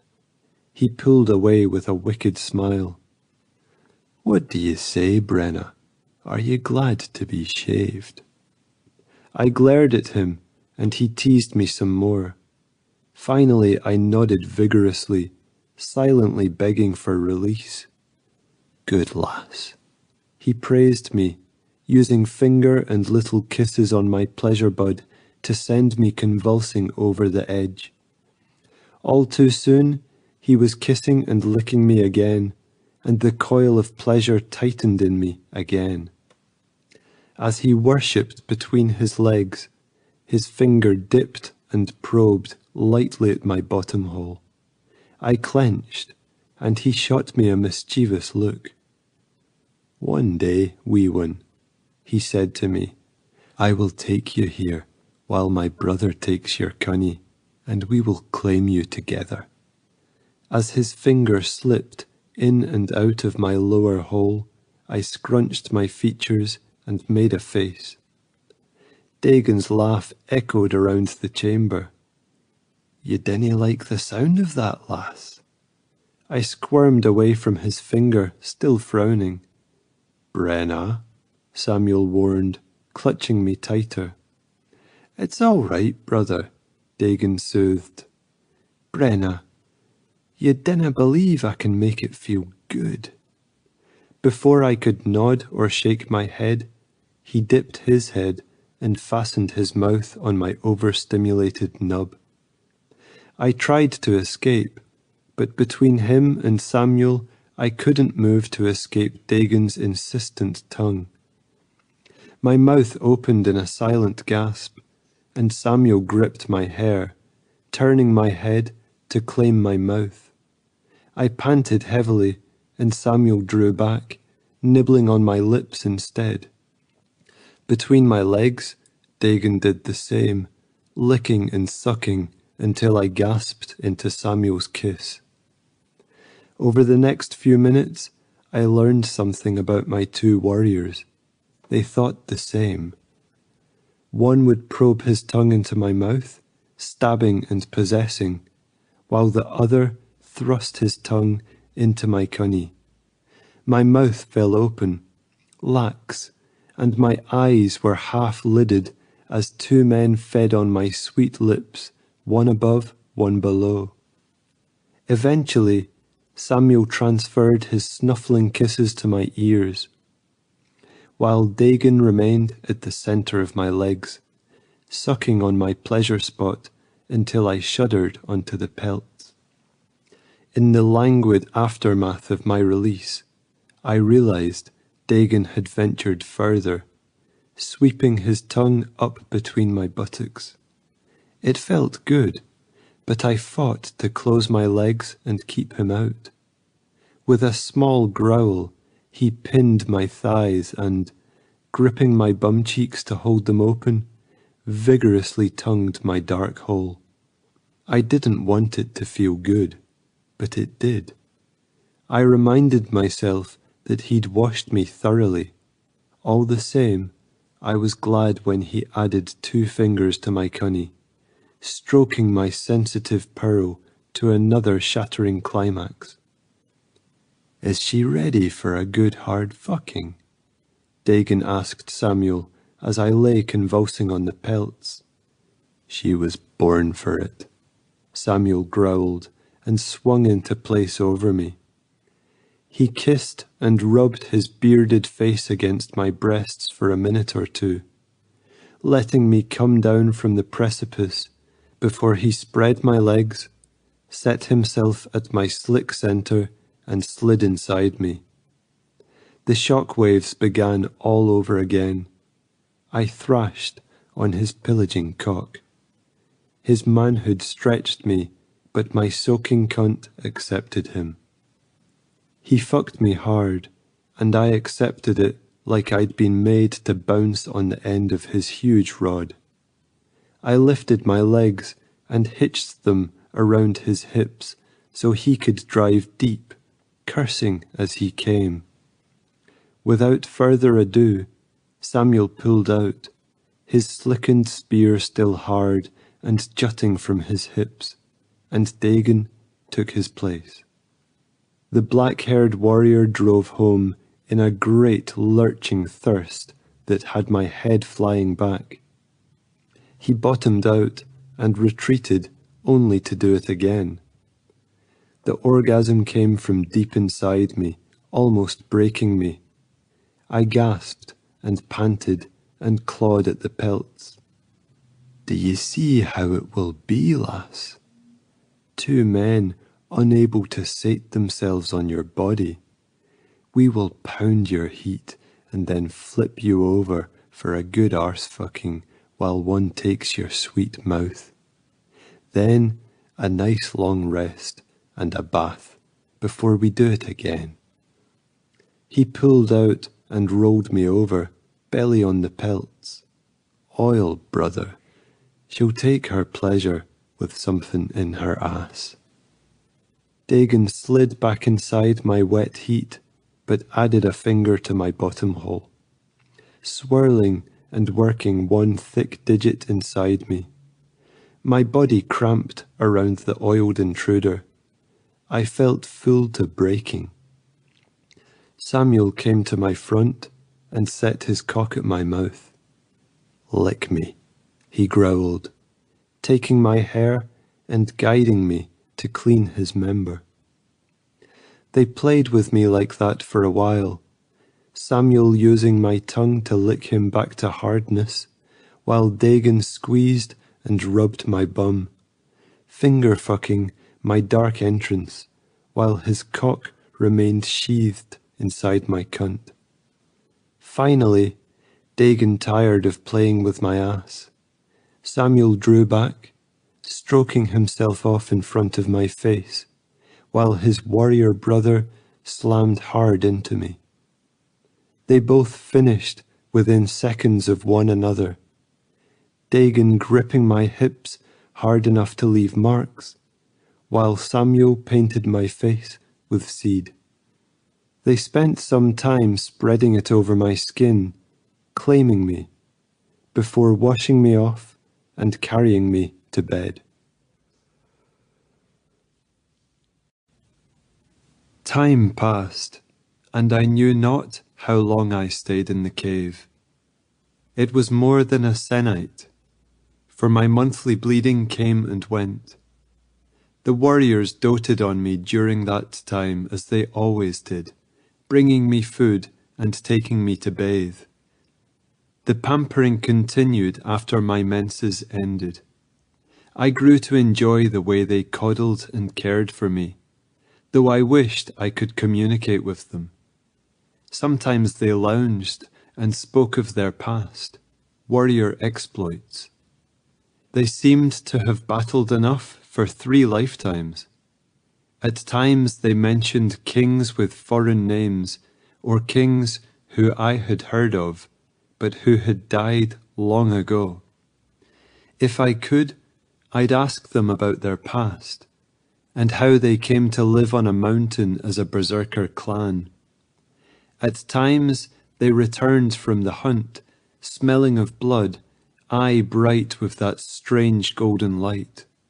Something in their manner sent a prickle up my spine, like they were predators and I was prey. They'd eat and bathe and sleep, speaking broken phrases in harsh guttural tones. But mostly they fucked me. Their hands and long tickling hair wrought their desire on my skin until I was trembling and ready. Then one would mount me or another. I did not know it was morning or evening when I woke, cocooned between 2 large warm bodies. Their long hair streamed over my body, mingling with mine. Holding my breath, I listened, but they were not awake. Usually they woke me, excited hands caressing me, positioning me, mouths finding my sensitive places until I panted, ready for them. Then they took turns rutting hard and fast between my legs. They kept me naked, and most of the time they also wore no clothes beyond a leather loincloth. They seemed always hard and ready for me. I moved a little and felt one hard length grow against my leg.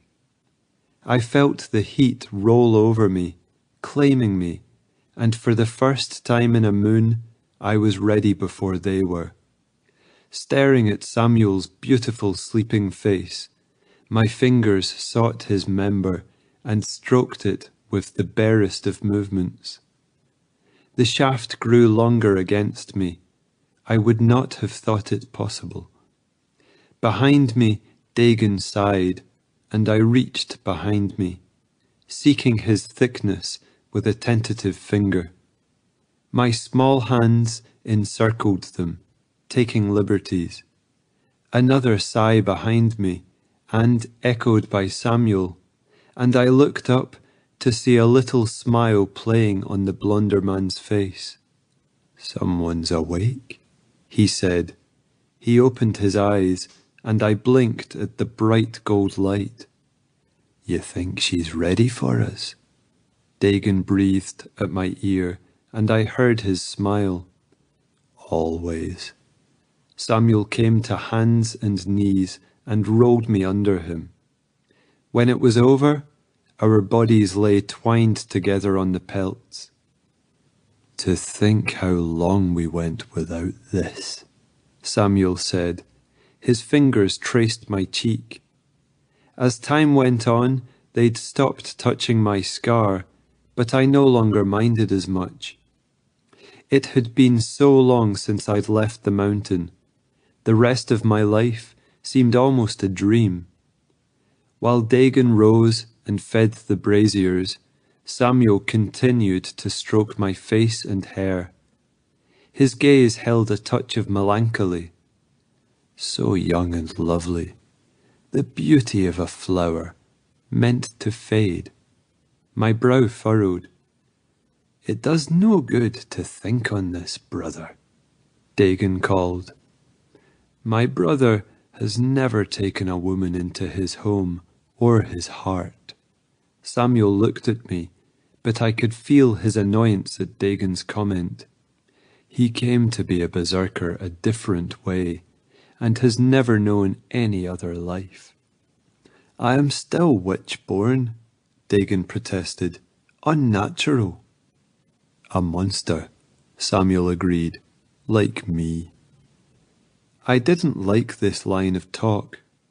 Both my warriors seemed so sad, and, trapped here in the 2 rooms, they'd become my world. They did not seem monsters to me, large and brutal, but also gentle and kind, at least to me. I thought back over all the stories they told. Some of them I assumed were tales of great heroes of old. But I had heard of Harold Fairhair, the king who united the Northern Way. He was of old, many kings before our own Red King. How could Samuel, once Sigmund, have fought for a ruler who'd died so centuries before? It didn't make sense to me. How old were they? I couldn't ask, but I searched for clues. "Is it easier, little love, to be born a monster or changed to one?" "You chose the witch's curse," Dagon said. "I wouldn't if I knew the truth. I lived as something other than a monster. I had a family. You never did." "I have longed for one," Dagon said, and I could tell he was irritated.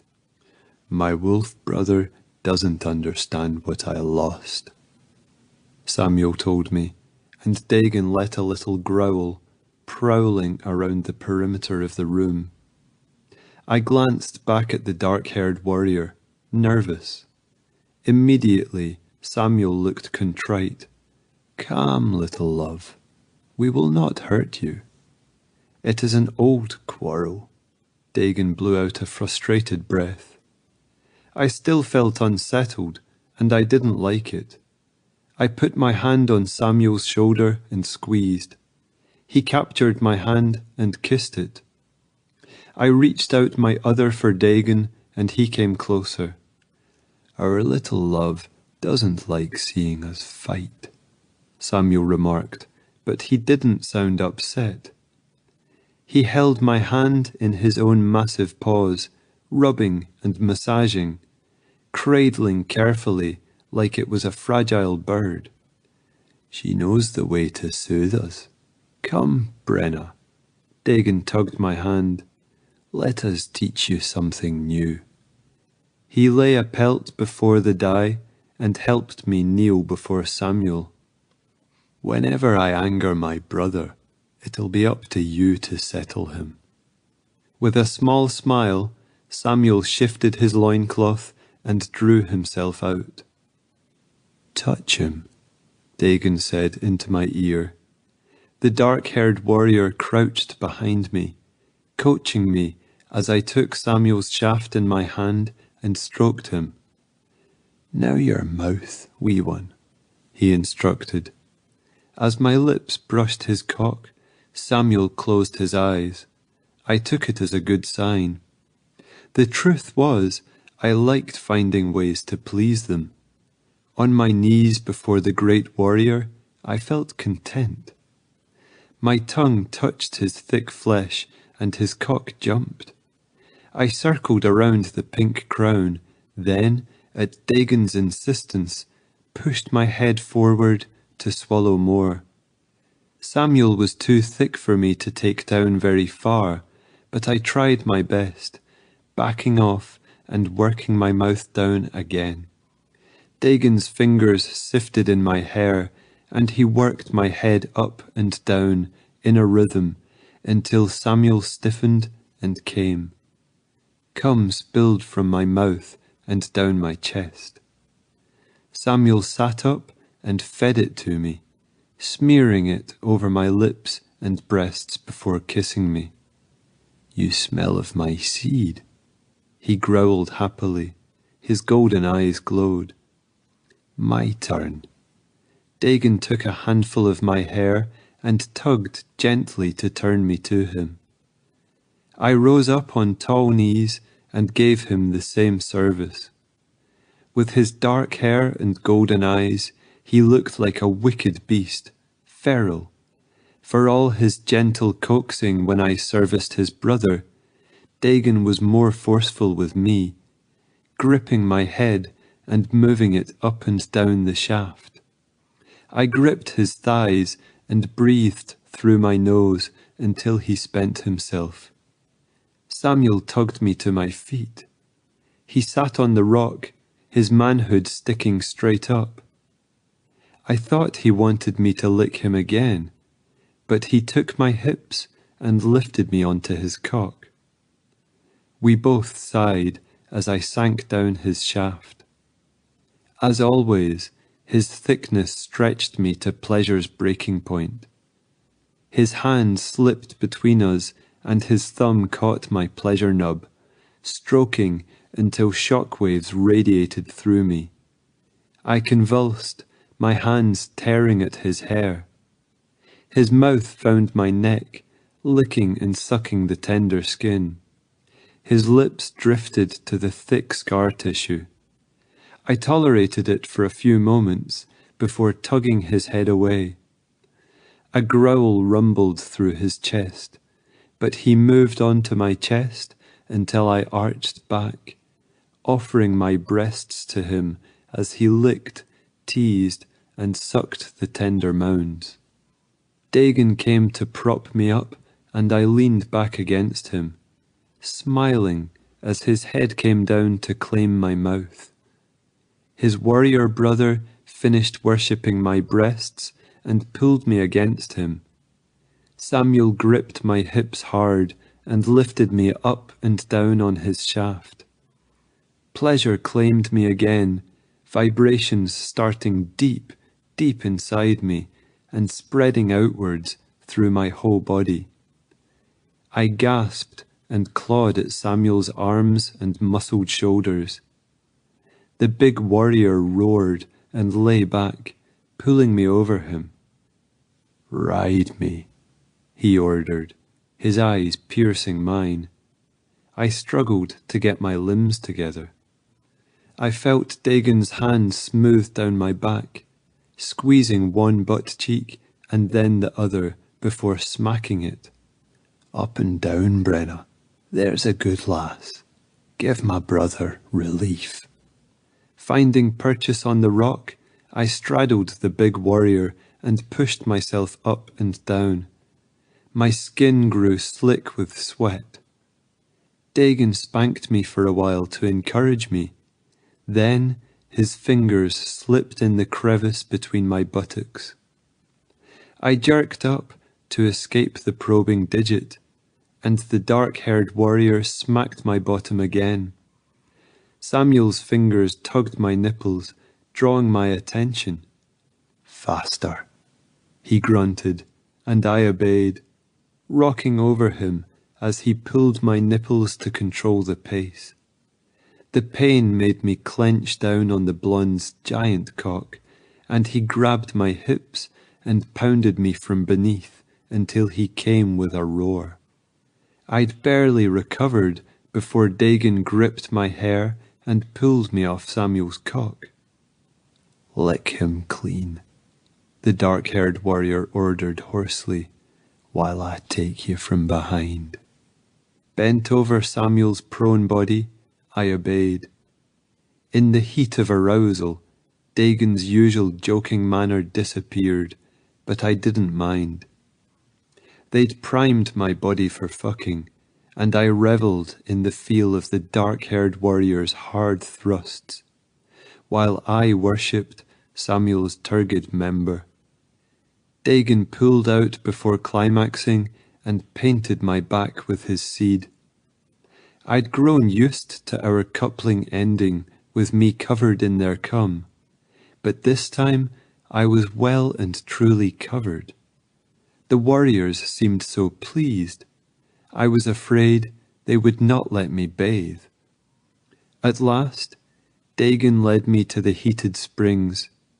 He left me while I splashed and bathed. I enjoyed getting clean, both using the oil and strigil and rinsing the oil off. I stood in the shadows, stroking my skin and admiring my full breasts, narrow waist flaring into wide hips and a rounded bottom. My body felt full of desire and sated at the same time. I almost hummed with the thought of returning to the dye and taking the two warriors again. Floating in the water, I closed my eyes and let my hands play idly over my body. A thought struck me, and I surged to my feet, languid mood gone. I was in heat, again. I covered my face with my hands. Surely it could not be. A month had passed, and I was still here. I had forgotten myself. I had forgotten my sisters, helpless to my stepfather's lechery. The warriors had chained me with bonds of care and kindness. They'd treated me so well, I'd forgotten my duty. I'd even forgotten my hideous face. The water rippled around my body, marring my reflection, mocking me. I had but to look, and I could remember it all. But it was too late. My womb cramped for my warrior lovers to take me. Even my body was my enemy.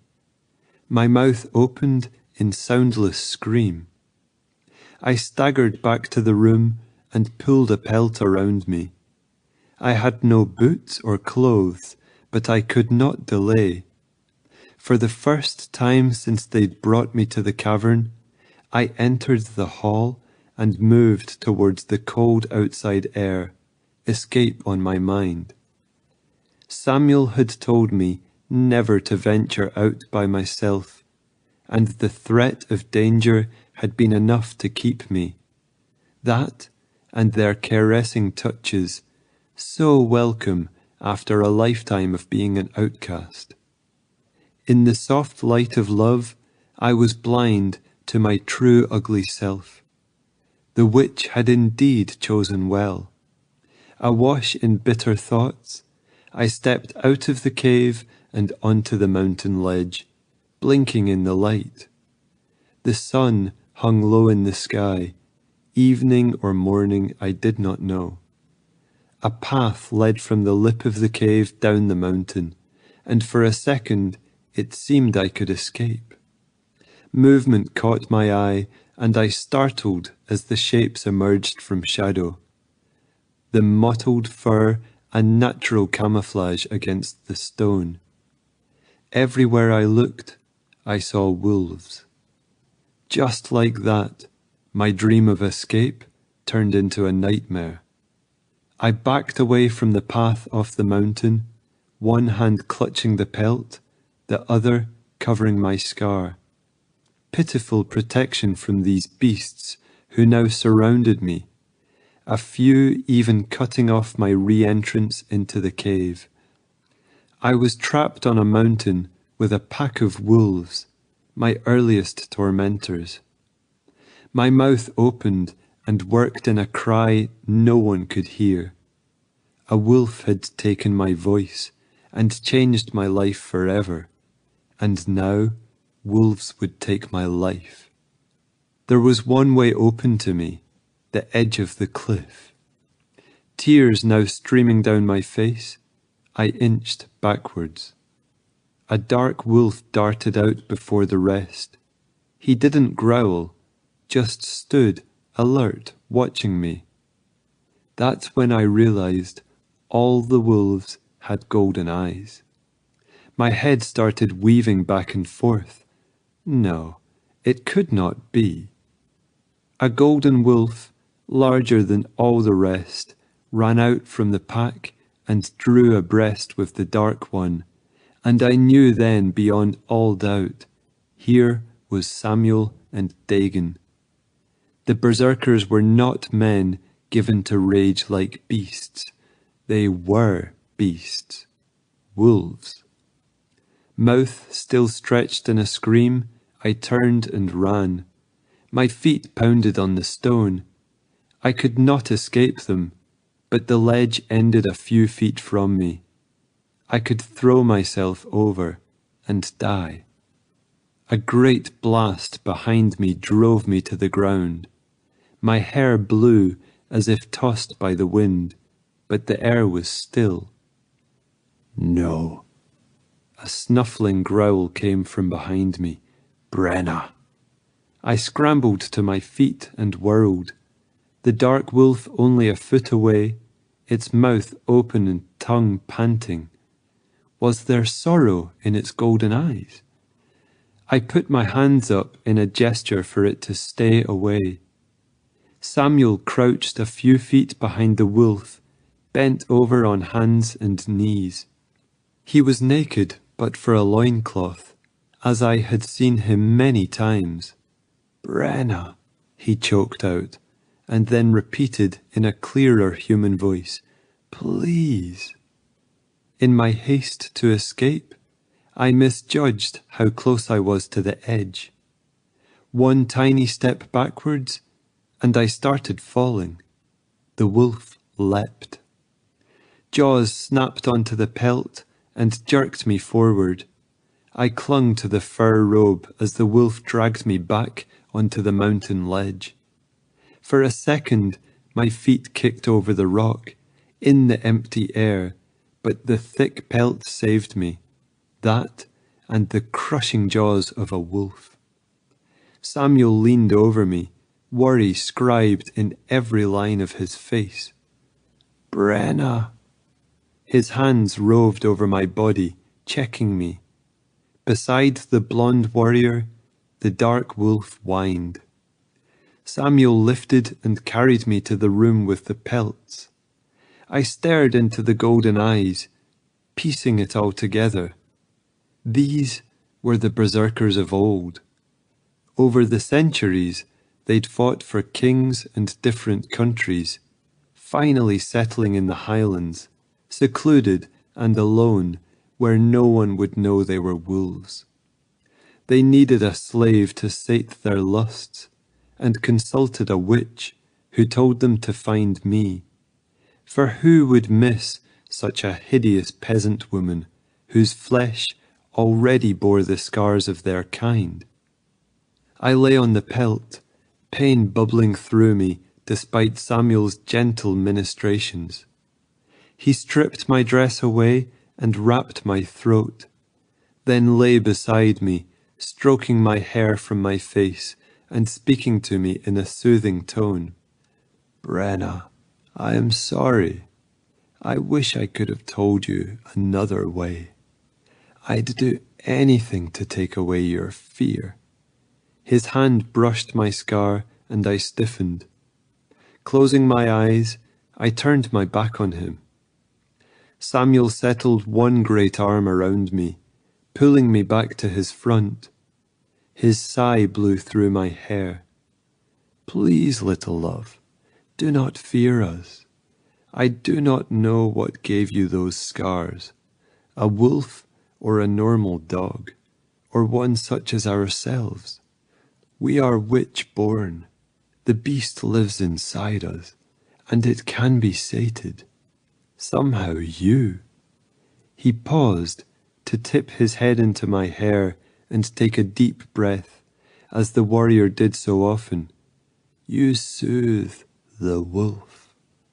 I scrunched my face, willing myself not to cry. It wasn't fair. To have my destiny changed twice, both times by beasts. It did not matter that I loved my warrior masters. A lifetime of suffering was enough to wipe the tender moments away. A snuffling sound caught my attention. The dark wolf stood beside the dye, shaking its head this way and that, as if it wore an invisible coat it wanted to claw off. I stiffened and started to scramble away, but Samuel held me, facing the wolf. That is Dagon. He is trying to change back into a man for you, so he can comfort you. The beast stopped and whined, a desperate, pathetic sound, even to my frightened ears. I called on pack magic to change quickly, so I might speak to you, Samuel explained. Each wolf gave me aid, and it will be a while before they recover. But Dagon is strong. His power is almost equal to mine. Even weakened, he may be able to shift. The wolf ducked its head again and whined. Massive as it was, it did not seem as frightening as before. Look at him, Brenna. He suffers because you are afraid of him. You returned our humanity to us. Please do not hate us and take it away. Samuel and I watched the black beast struggle for a long while. Its body shook as if worried by 1,000 tormenting bees. A part of me wanted to comfort it. The blonde warrior spoke again. For years, we have fed the beast with violence. Centuries of fighting and death.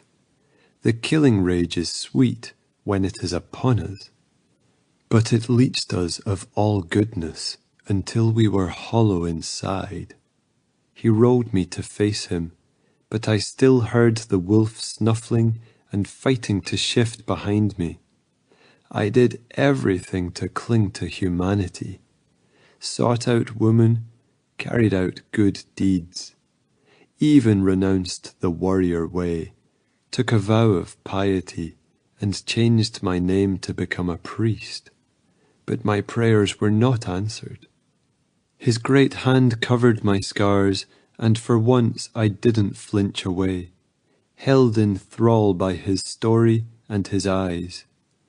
I became a scholar and sought a witch. She told us to look for one who'd been marked by a wolf. Dagon passed through your village, saw you bathing in the stream, and knew. His head bent again, pressing into the curve between my neck and shoulder. Please, little love, do not leave us for the darkness. We need you. I stared at the dark wolf. then touched my scars another wolf had made. When I was a child, a wolf marred me. Today, one wolf saved me. But the wolves had saved me long before then, 1 moon ago. They thought themselves monsters, these berserker wolves, but I knew worse monsters.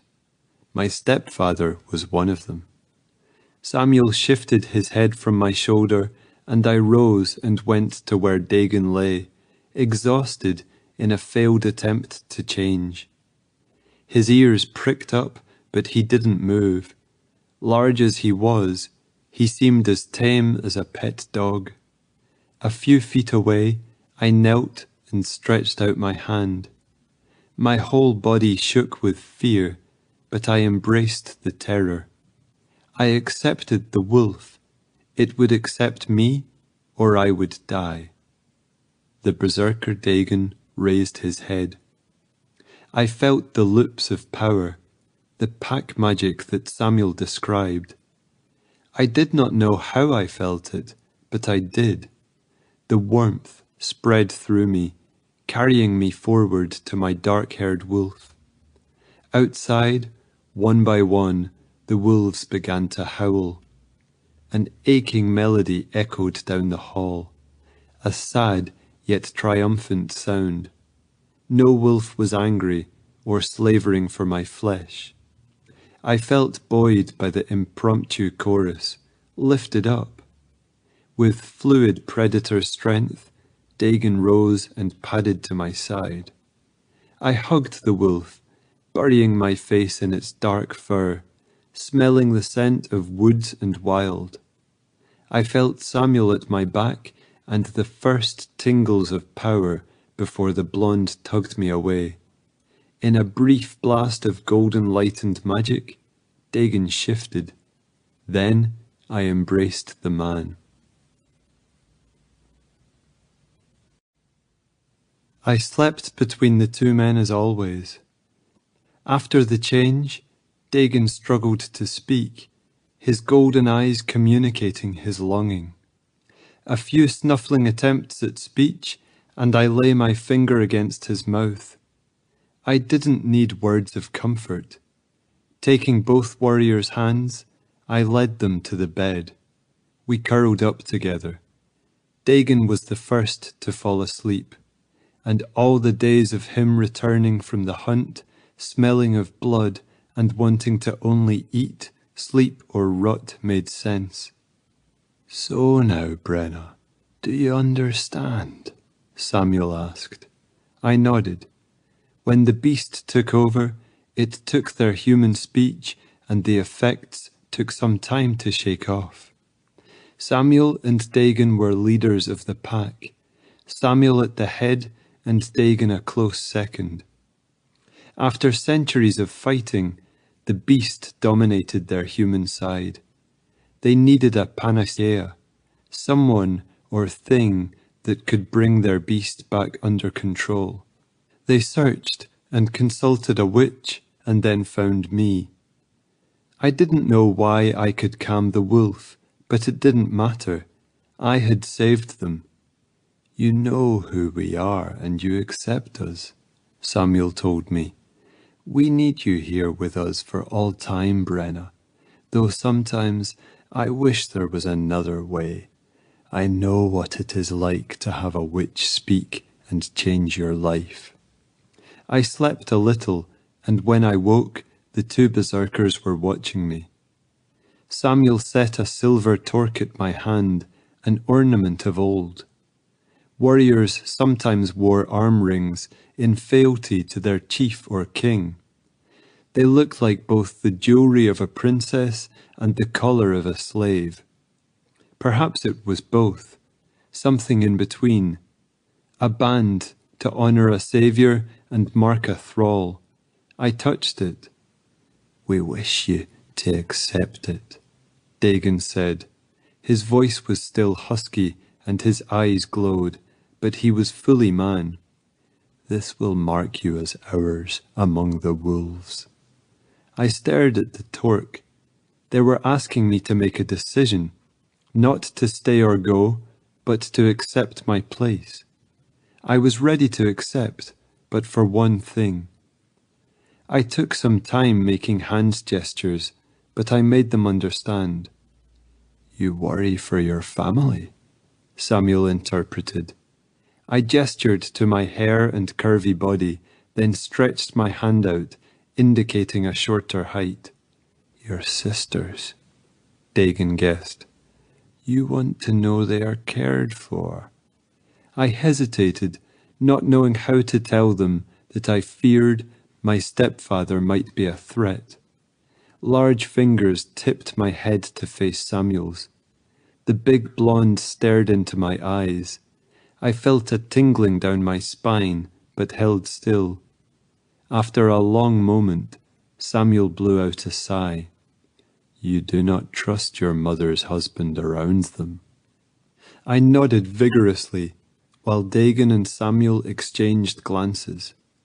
Brenna, Dagon called. Do you want us to take care of the threat? The usually playful dark-haired warrior looked very serious. I nodded. And if we do, you will stay and live among us, willingly. I nodded and reached for the torque, setting it into my lap and staring into one pair of golden eyes, then another. I'd made my choice. It was up to them. Back in a day, Dagon said. He kissed me and left. I tucked my legs to my chest and wrapped my arms around them. Samuel prowled around me, restless. Every so often he lifted his head, scenting the air. I knew he could smell my heat. We waited. Shadows crawled in the corners. I must have eaten and slept, for the next thing I knew, the smell of blood filled the chamber. Brenna, Samuel called. I rose, pulling a pelt around me instead of a dress. I was a berserker's mate now. I could walk among the wolves naked. My lovers would protect me. Together, the blonde leader and I walked down the hall to the ledge outside the cave, where a pack of giant wares waited. Dagon stepped forward in man form, hunching a little and moving with predator silence. The air prickled with the smell of blood. I approached him, and he held up a basket dripping red. I knew before I looked what I would find inside. Dagon tells me the kill stank of perversion. When your sister found the body, she laughed. I set the basket containing my stepfather's head on the ground. Fleur, Muriel, my sisters were safe now. Dagon and Samuel followed me back to the chamber. I pointed to the bathing cave, wrinkling my nose, and the dark-haired warrior disappeared to bathe. When Dagon returned, naked and dripping wet, Dagon found me sitting on the dais with the torque in my lap. Raising my chin, I handed it to Samuel. Dagon held up my hair while Samuel bent the torque as if it were made of straw and closed it around my neck. I touched the cool metal and felt a strange hum of power, as if the torque was an object of magic. The silver both covered some of my scar and drew attention to it. Rising on tiptoe, I drew Samuel's head down and kissed him, then Dagon, before leading them back to the dais. We claimed one another while the wolves howled outside. 1 moon later, I stood on the edge of the great market, watching my mother set up her stall. My twin sisters played in the grass, while Fleur worked beside my mother.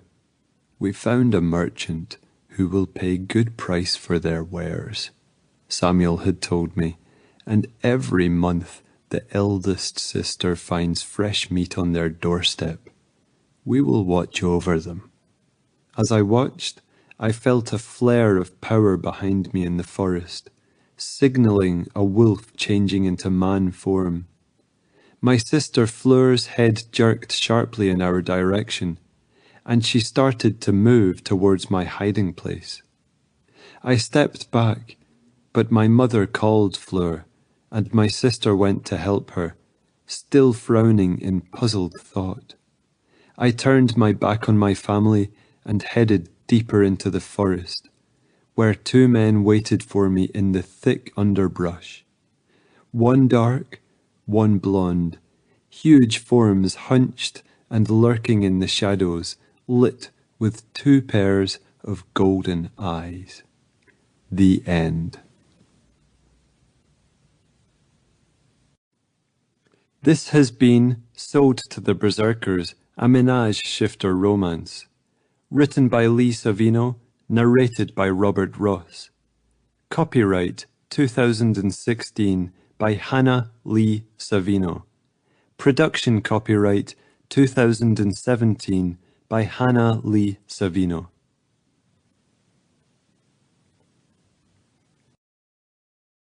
Audible hopes you have enjoyed this program.